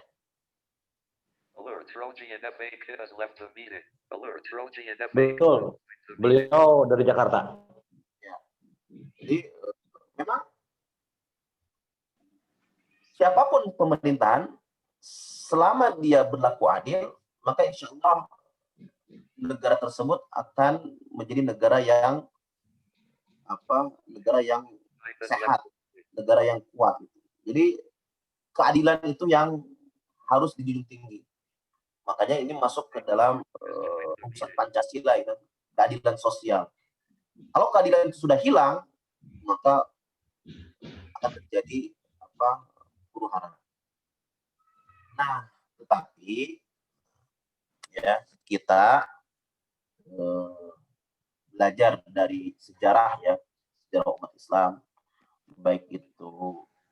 Jadi potret keadilan sebuah pemerintahan itu ya bisa dilihat itu ketika masa kekhalifahan Khulafaur Rasyidin. Tetapi masuk, makanya nanti kan ada hadis tentang nubuah itu ya, Rasulullah SAW antara Qarni kemudian generasi setelahnya itu kan berbeda. Ada bukan Jababir, bukan Jabar gitu ya. Kerajaan yang bengis seperti itu. Meskipun dia beragama Islam, tapi dia berbicara tentang kekuasaan otoriter atau diktator seperti itu. Iya. Iya. Nah, bagaimana seperti itu? Ya, kita sebagai rakyat biasa ya hanya bisa menasihati atau kita mewakilkan kepada orang-orang yang sudah ditunjuk secara legitimasi ya, baik itu Dewan Perwakilan Rakyat, pusat, provinsi maupun daerah, seperti itu. Tapi prinsipnya dalam pandangan Islam itu seorang pemimpin itu memang dia harus adil gitu. Karena dengan keadilan itu akan lahir rahmat Allah Subhanahu wa taala ya. Itu yang dilakukan oleh Umar bin Khattab gitu ya. Meskipun kalau kita bicara sejarah Islam pasca kekhalifahan berganti antara Bani Umayyah, Abbasiyah, ya kebaikannya banyak juga. Tapi selama masih ada dalam konteks bernegara, ya kita sami'na wa ta'na. Makanya ada ungkapan begini ketika ada orang bertanya kepada salah seorang ulama salaf ketika itu, saya lupa apakah itu beliau bertanya kepada Ahmad bin Hanbal atau kepada Imam Malik atau kepada siapa, tapi pertanyaan begini, bagaimana posisi kita ketika sang penguasa atau pemimpin itu melakukan keburukan? Maka beliau menjawabnya begini, kita tetap sami'na wa ta'na. Sami'na wa ta'na. Sejak sami'na wa ta'na itu keburukan yang dia lakukan itu nanti hubungannya dengan Allah. Tapi kita sebagai rakyat, sebagai ra'iyah, maka selama dia menyuruh kebaikan, maka lakukan. Itu yang apa yang dilakukan pada masa kekhalifahan Bani Umayyah dari Abbasiyah. Ada beberapa khalifah yang dia suka minum minuman keras, ya. Tapi ketika diperintahkan untuk berjihad, semuanya sami'na wa ata'na gitu, berjihad.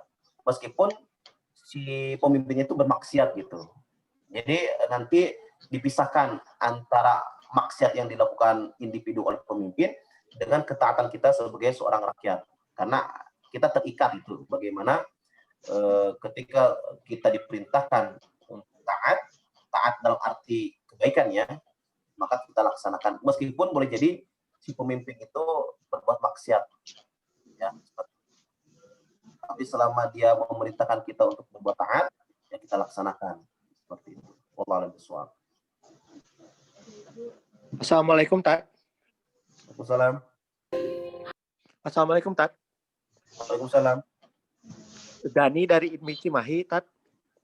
Mohon mangga. Dani dari IPMI Cimahi. Ya. Silakan pertanyaannya. Ini balik lagi tadi ke yang itu mengenai pemimpin yang zolim misalnya di suatu negara. Pemimpin itu zolim. Kita wajib ikuti atau gimana ya? Atau kita harus pindah negara? Gimana itu jadinya? Kalau zolim gitu. Ya. Itu aja pertanyaannya? Iya, betul-betul. Ya, seperti yang saya sudah sampaikan, kezaliman yang dilakukan oleh seorang pemimpin itu kita serahkan kepada Allah Subhanahu wa taala. Tapi ketika kita masih berada di dalam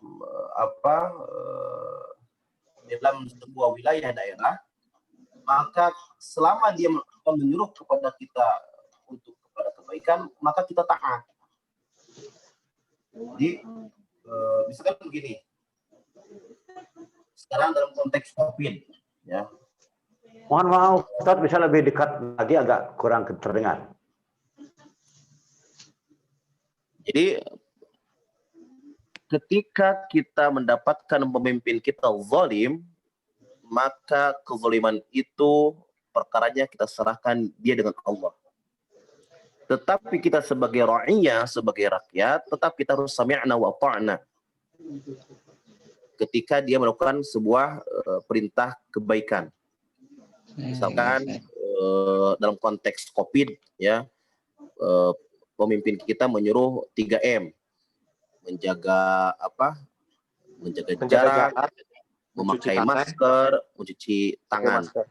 Meskipun yang nyuruh itu pemimpin yang zalim, tapi kan itu baik buat kita, maka tetap kita laksanakan. Sama lah kayak konsepnya begini, seorang istri, ya, harus taat kepada suami.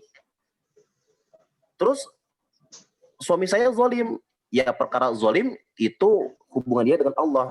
Tetapi sebagai seorang istri, tetap dia harus taat selama suami itu menyuruh yang ma'ruf.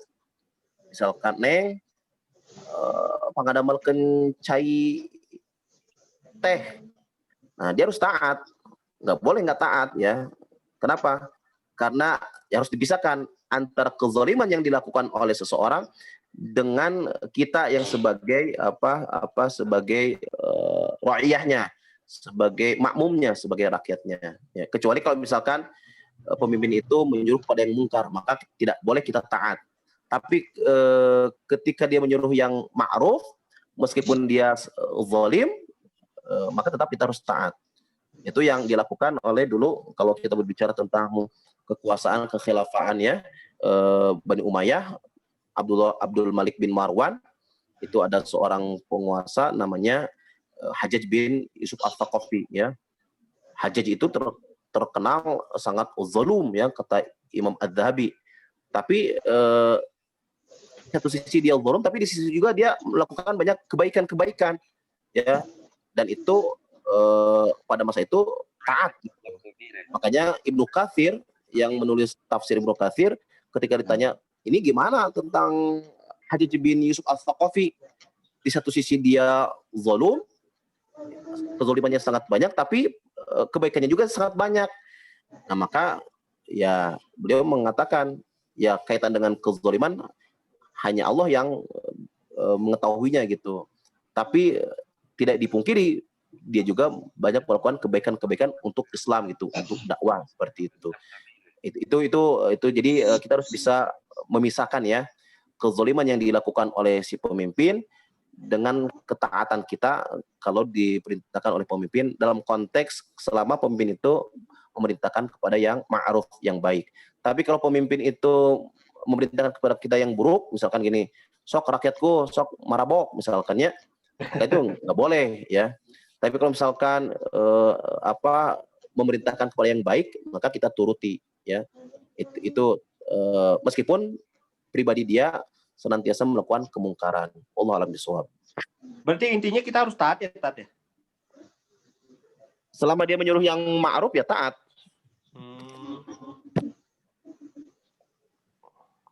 Ya. Walaupun di hati kecil kita berat, nggak apa-apa. Harus taat, tetap taat ya. Ya itu latihan. Baik, saya Pak Heri Happy mau bertanya. Silakan Pak. Baik Ustadz, seperti ini saya ingin menghubungkannya dengan fakta sejarah. Islam itu mulai bergolak itu sesudah berlalu masa pemerintahan Amirul Mukminin Umar bin Khattab. Terjadi banyak pemberontakan, misalnya di zaman Ali terutama ada pemberontakan atau ketidaksepahaman Muawiyah, Aisyah radhiyallahu anha. Kemudian bergantinya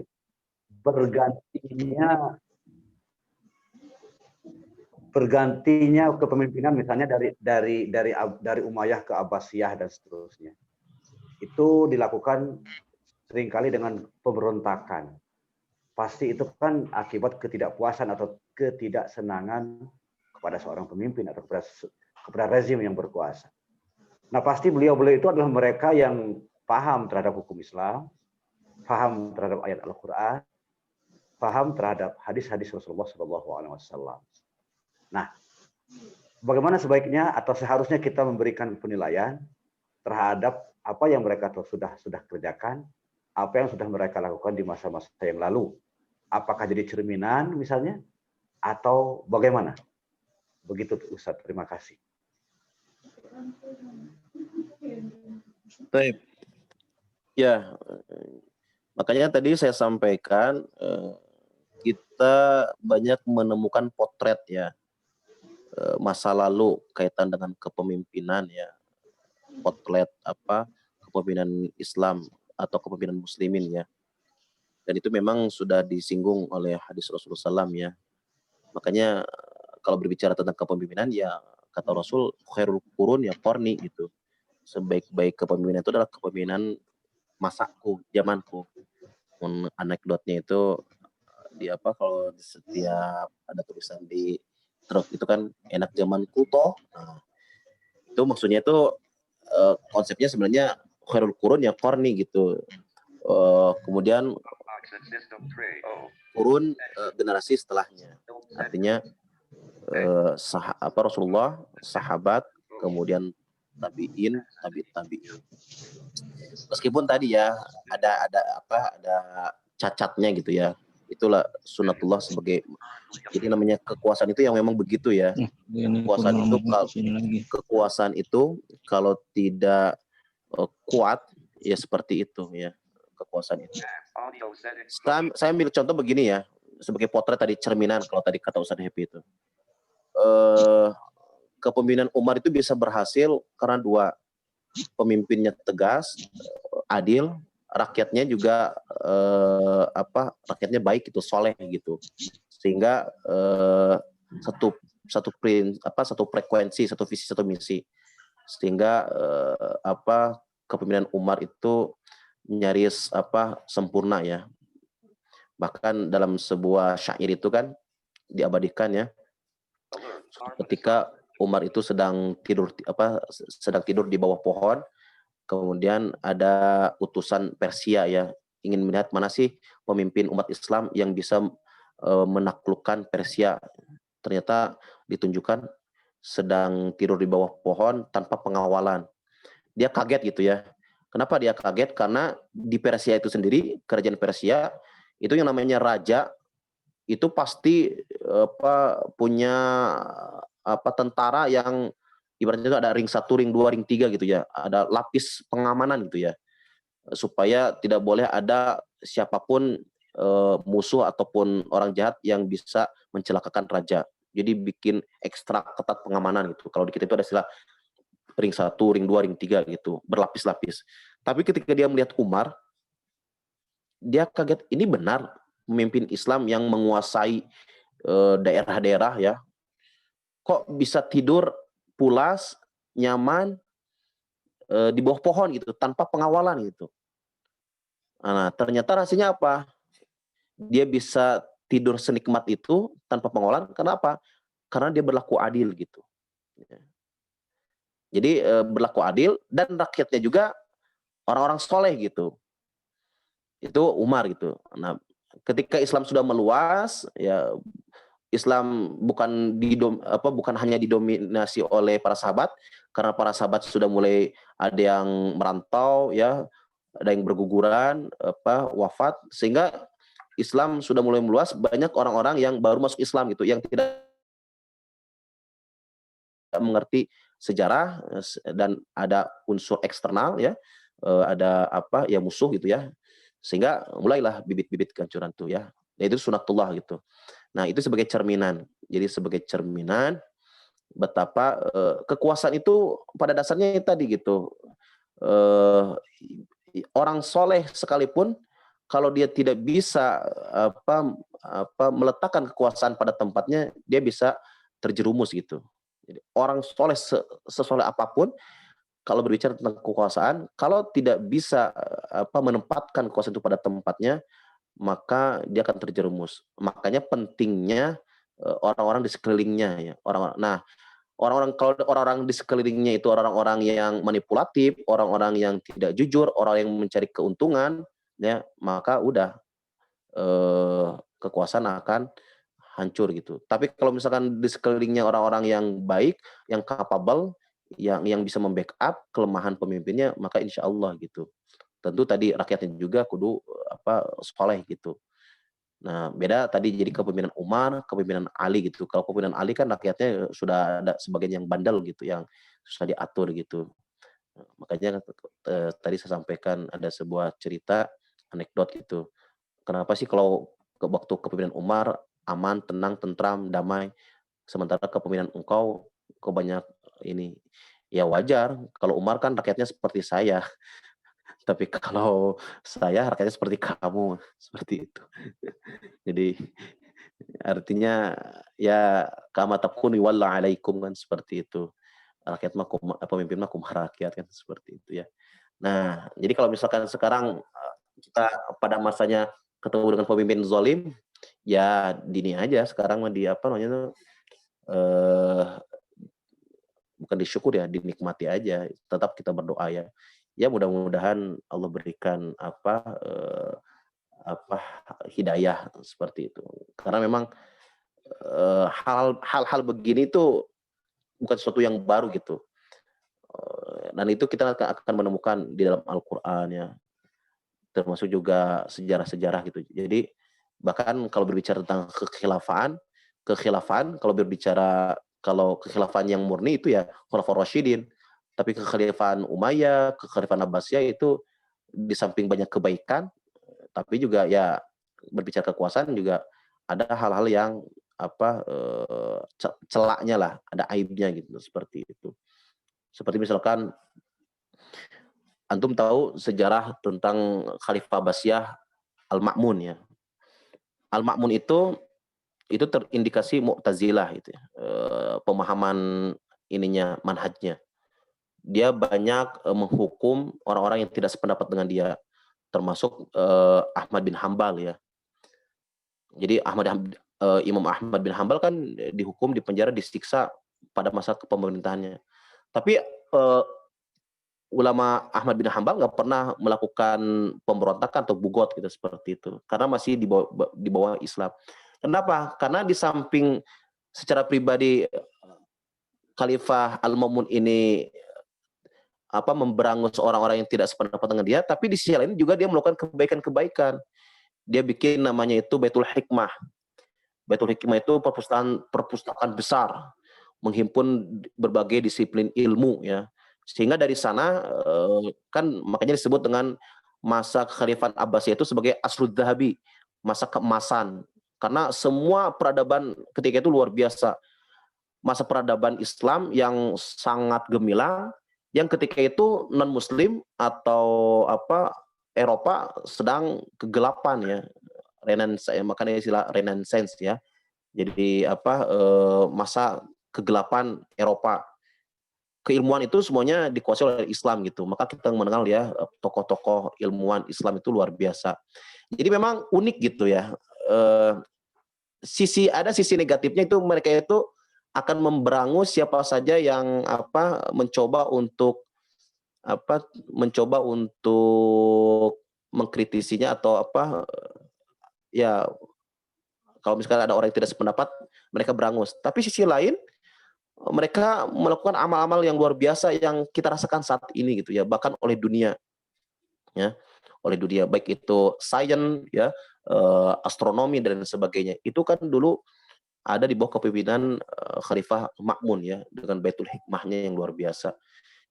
Dan itulah ya manusia gitu ya.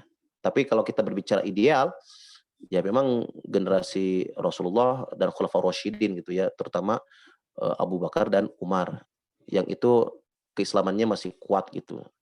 Tapi untuk saat ini ya seperti itu. Jadi ada plus minus seperti itu ya. Ya mudah-mudahan nanti sebagaimana janji Rasulullah SAW akan kembali kepada khilafah nubuwah gitu ya. Artinya manhaj manhaj itu kembali kepada manhaj Nabi gitu ya. Pemimpinnya mengikuti manhaj Nabi, rakyatnya manhaj Nabi, sehingga klop gitu. Tapi kalau misalkan pemimpinnya zalim, rakyatnya zalim, atau rakyatnya mereka dawang, ya mungkin belum saatnya. Wallahu a'lam bishawab.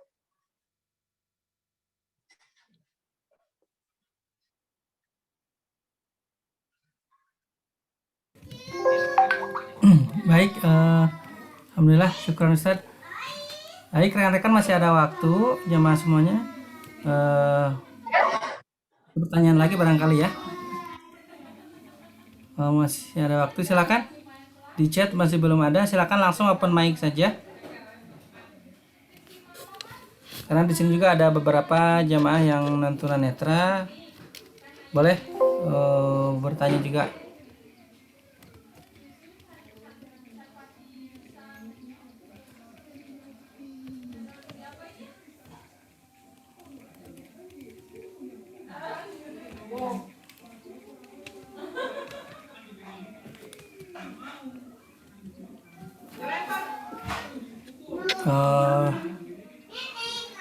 Ini saya cek lagi di chat, kayaknya belum ada yang masuk. Dari radio belum? Oke, dari radio Bang, ya, afwan lupa. Dari radio Bang, itu siapa Bang PI?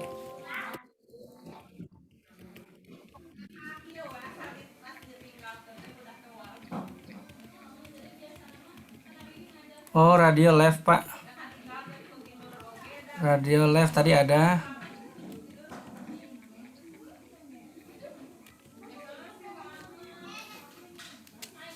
Chat tidak ada, dari partisipan tidak ada. Oh, Pak Dadan barangkali dari YouTube ada Pak Dadan?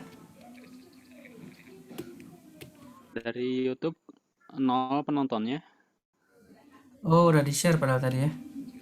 Iya. Halo, assalamualaikum. Waalaikumsalam warahmatullahi wabarakatuh. Assalamualaikum. Ya, waalaikumsalam. Silakan Pak. Ustadz. Oh Pak, Ini Ustadz. Jadi Bagaimana? Ya, mangga. Pak Aib ya? Pak Haji Aib. Nah, mangga Pak Haji Aib.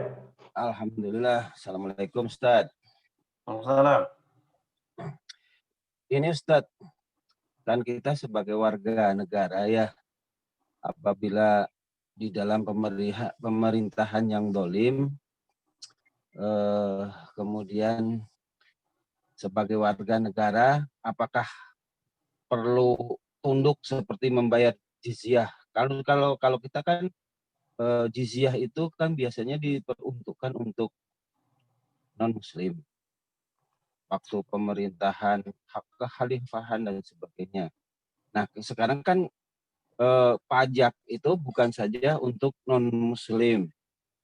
Nah, itu bagaimana? Apakah ketika kita tidak membayar pajak itu merupakan suatu dosa atau bagaimana? Karena ketika sudah membayar pajak, pajaknya dikorupsi. Nah, ini kira-kira solusinya bagaimana ya? Hatur nuhun. Aduh, ya.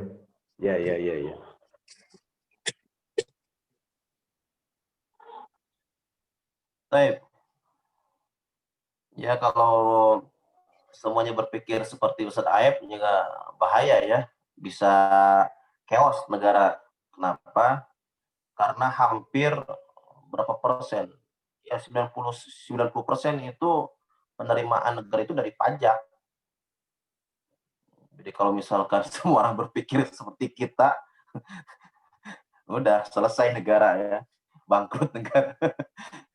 Jadi artinya maksudnya hampir semua penerimaan pendapatan itu sebagian besar itu dari pajak gitu ya, baik yang PPH atau PPN, termasuk yang PNS juga ya, itu pasti juga ada pajaknya. Artinya dan itu masuk ke negara dan dikembalikan lagi oleh negara ke kita dalam infrastruktur dan sebagainya. Meskipun tadi ya itu memang kelemahan kita sebagai manusianya, kalau sudah berbicara uang, apalagi uang yang banyak ya tadi gitu. Kelemahan kita ya itulah bersyukurnya kita masih manusia gitu. Manusia itu kan senang uang gitu ya. Karena senang uang ya apalagi lihat uang besar ya, uang gede ya, uang nate ya, sehingga ya dikorupsi atau di ini. Terus bagaimana kalau misalkan seperti itu? Ya tetap karena kita warga negara dan itu sudah terikat ya, mau tidak mau ya tetap secara otomatis itu sudah terpotong. Misalkan begini, Pak Aep misalkan ke Cimahi makan di soto Boyolali. Maaf ya saya sebutkan saya sebutkan merek misalnya biar mudah. Nah, ketika makan soto, makan bala-bala ya. Udah. Kemudian ke kasir. Berapa, Bu? 55.000. Nah, setelah dikasih struk, dilihat struknya itu ternyata yang dimakan itu bukan 55.000. Ya. Yang dimakan itu cuma 49.500 ya.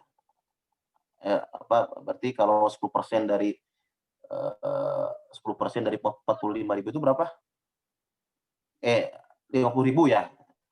50.000, jadi makan cuma 50.000 gitu. Tapi kenapa 55.000? Ya karena 5.000 itu masuk ke pajak gitu ya, PPH ya, pajak penghasilannya. Itu sudah otomatis begitu gitu ya. Dan nggak mungkin kita minta, kok saya cuma makan 50.000, kenapa 55.000? Itu sudah otomatis. Artinya ya sudah dibuat seperti itu ya. Terlepas nanti bagaimana orang-orang yang mengelola pajak itu melakukan korupsi, itu mah nanti sudah ada mekanismenya tersendiri. Tapi kita sebagai warga tetap kita harus tunduk, patuh, taat gitu selama itu sesuatu yang maslahat gitu ya. Kan pajak itu kan untuk kemaslahatan kita ya. Jalan jadi bagus, kemudian infrastruktur dan sebagainya ya. Terlepas nanti misalkan ada oknum-oknum yang misalkan dia korupsi atau ngambil uang dari pajak tersebut, itu kita serahkan. Tapi ya idealnya kita mencari pemimpin yang atau mencari pengelola yang amanah gitu ya. Makanya tadi kembali kepada individu masing-masingnya. Tapi memang godaannya luar biasa kalau berbicara tentang uang itu ya. Kadang kita jangan berbicara kaitan dengan konteks negara ya. Kadang-kadang kalau misalnya kita diamanahi di struktural, di organisasi, kalau misalkan ada uang yang berlimpah itu juga godaan buat kita gitu ya. Misalkan uang umat gitu ya. Ya kadang-kadang ada di sunat atau apa seperti itu. Jadi memang uang itu godaannya luar biasa gitu ya. Kekuasaan, uang, harta, maka itu luar biasa. Makanya kenapa Rasulullah mengingatkan Abu Dzar Al-Ghifari itu, innaka dhaif, Abu Dzar, hati-hati kau itu lemah. Lemahnya itu karena boleh jadi tidak semua orang kuat gitu. Makanya kan di ujung illaman akhadhaha bihaqqin, kecuali orang yang dia mengambilnya dengan benar, artinya yang mampu. Artinya kepemimpinan itu diserahkan kepada yang mampu. Nah, makanya kenapa Yusuf ya, Nabi Yusuf alaihissalam, kenapa dia berani meminta amanah? Kenapa dia berani meminta jabatan? Karena memang sudah teruji. Ya, jadi kalau antum baca surat Yusuf, kenapa sih Nabi Yusuf minta amanah? Ya, karena memang Nabi Yusuf sudah teruji. Terujinya bagaimana? Ya, ketika dia di istana dididik ya oleh istana, dia tahu tentang pengelolaan pemerintahan gitu. Yang kedua, dia orang yang hafiz, terjaga. Ya, dari mana taunya? Ya, waktu dia di penjara, ya, dia orang yang sangat berintegritas gitu. Tidak, atau misalkan ketika istrinya wazir Zulaikha itu mengajak dia untuk bermaksiat, dia tidak mau gitu. Itu menunjukkan dia tuh hafiz itu, dia berintegritas. Coba bayangkan kalau misalkan Nabi Yusuf tergoda oleh rayonnya Zulaikha, maka itu akan ada noda, ada noktah, gitu, ada aib, ada celah. Tapi karena Nabi Yusuf sudah teruji, maksudnya gini, dengan perempuan aja dia tidak teruji lah, dia mampu menolak rayuannya Zulaikha.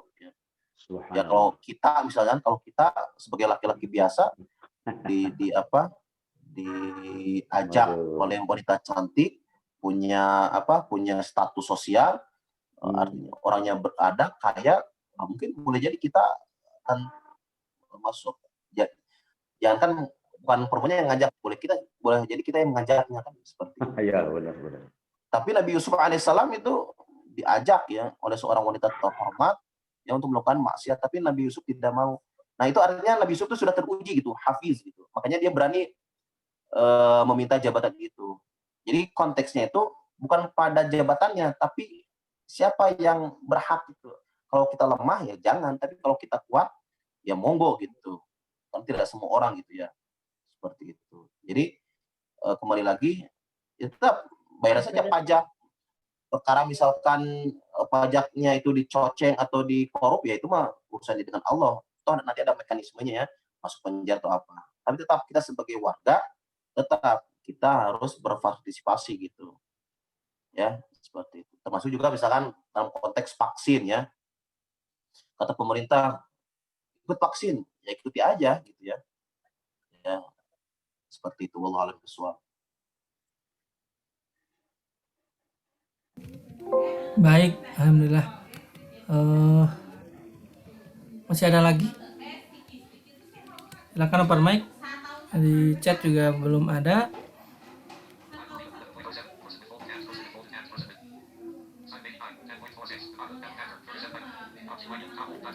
Baik, kalau tidak ada, Afan, Ustaz, silakan mungkin closing statement saja sebelum ditutup, Ustaz. Baik. Ikhwafillah rahimakumullah. Prinsipnya adalah berbicara tentang kekuasaan itu berbicara tentang siapa yang mengambil kekuasaan. Kekuasaan itu seperti pisau. Dia bisa menjadi baik, bisa juga menjadi buruk. Nah, kita ketika diberikan amanah kekuasaan dalam level apapun, maka tadi kalau kita merujuk pada Al-Quran, pertama kita harus hafil, punya integritas. Dan berbicara tentang integritas, itu berbicara tentang rekam jejak. Tidak bisa dilihat 1 tahun, 2 tahun, tapi berpuluh-puluh tahun. Artinya yang sudah teruji. Ya, dia diamanahi jabatan ini, jabatan itu, jabatan dan sebagainya, dia bisa, berarti dia sudah hafiz. Yang kedua, berbicara tentang kekuasaan, kepemimpinan, imarah, khilafah, maka tentang kapasitas, kapabilitas, alim ya. Jadi jangan coba-coba kalau kita tidak punya kemampuan, tidak punya kapasitas dan kapabilitas untuk menjadi seorang pemimpin, jangan. Nanti yang ada adalah kebinasaan dan kehancuran. Celakalah suatu pemerintahan yang diurusi oleh orang yang tidak kapabel. Ya, seperti pesan Rasulullah SAW. Dan yang ketiga, karena dia karena dia itu akan menjalani kekuasaan, maka secara fisik dia harus kuat, gitu ya. Bastotan fil jismi, ya, dalam konteks kekuasaan yang lebih tinggi seperti negara nasional. Tapi kalau misalkan berbicara tentang organisasi, itu beda lagi. Tapi kalau berbicara tentang kekuasaan negara, maka minimal 3 ini. Ini hafizun, alim, kemudian juga bastotan fil jismi. Inilah 3 hal ini, sehingga insya Allah, apalagi ditambah dengan orang-orang yang mengitarinya, orang-orang yang di sekelilingnya, orang-orang yang saleh, orang-orang yang baik, maka insya Allah kekuasaan itu akan menjadi baik. Tapi kalau kekuasaan itu dimiliki oleh orang-orang yang punya niat yang tidak baik, maka akan menjadi jadi ketidakbaikan. Itu saja barangkali, mudah-mudahan Allah Subhanahu wa taala melindungi kita dari pemimpin-pemimpin yang zalim. Allah berikan suatu saat nanti pemimpin yang hafiz, yang alim, sebagaimana juga menjadi cita-cita Ustaz Syekh Ali bin Jaber. Mudah-mudahan kelak tiba masanya, tiba waktunya pemimpin di negeri kita dipimpin oleh yang hafizul Quran, penghafal Al-Quran, yang saleh, yang muslih, yang mumpuni, yang kapabel, dan dikelilingi oleh orang-orang yang saleh juga, sehingga menjadi negara baldatun thayyibatun wa rabbun ghafur. Wallahu a'lam bishawab. Kalau ada yang kurang atau yang salah mohon dimaafkan. Itu lebih kepada kesalahan saya pribadi, kedhaifan saya pribadi.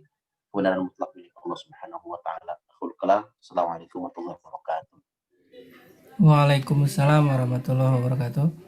Alhamdulillah wa filah semuanya jamaah pengajian online di PWI Jawa Barat. PWI Jawa Barat. Demikian tadi kita telah mengikuti bersama-sama kajian dari jam 9 pagi sampai sekarang. Mudah-mudahan materi yang barusan disimpulkan dalam closing statement dari Ustadz Mulyana menjadi bekal buat kita dalam menghadapi kehidupan bermasyarakat dan berbangsa dan bernegara, agar kita sebagai umat muslim, baik yang tunanetra maupun yang bukan tunanetra, dapat berperan sebagaimana dengan mestinya sesuai dengan kemampuannya masing-masing. Baik, mari kita tutup kegiatan pengajian online ini dengan sama-sama membaca hamdalah dan doa kifaratul majelis. Alhamdulillahirabbil alamin. Subhanaka Allahumma wa bihamdika asyhadu an la ilaha illa anta astaghfiruka wa atubu ilaik. Assalamualaikum warahmatullahi wabarakatuh. Warahmatullahi wabarakatuh. Mangga abdi pamitnya dipayun hatur nuhun. Assalamualaikum. Hatur nuhun Pak Ketua. Hatur nuhun jazakallahu khairan katsiran, khususnya kepada Ustadz yang telah bersedekah ilmu pada pagi hari ini. Semoga apa yang diberikan kepada kita menjadi jariah bagi beliau, menjadi kebaikan bagi keluarganya. Amin, Allahumma amin. Snacknya di ruang sebelah. Oh iya siap. Ruang sebelahnya aduh ya. Hatur nuhun Pak Ustadz. Izin pamit. Iya, nuhun. Abdi pamit. Salam batos kasadayana. Mudah-mudahan nanti satu pangdi di waktu anu. Insyaallah saya payun pendak deui.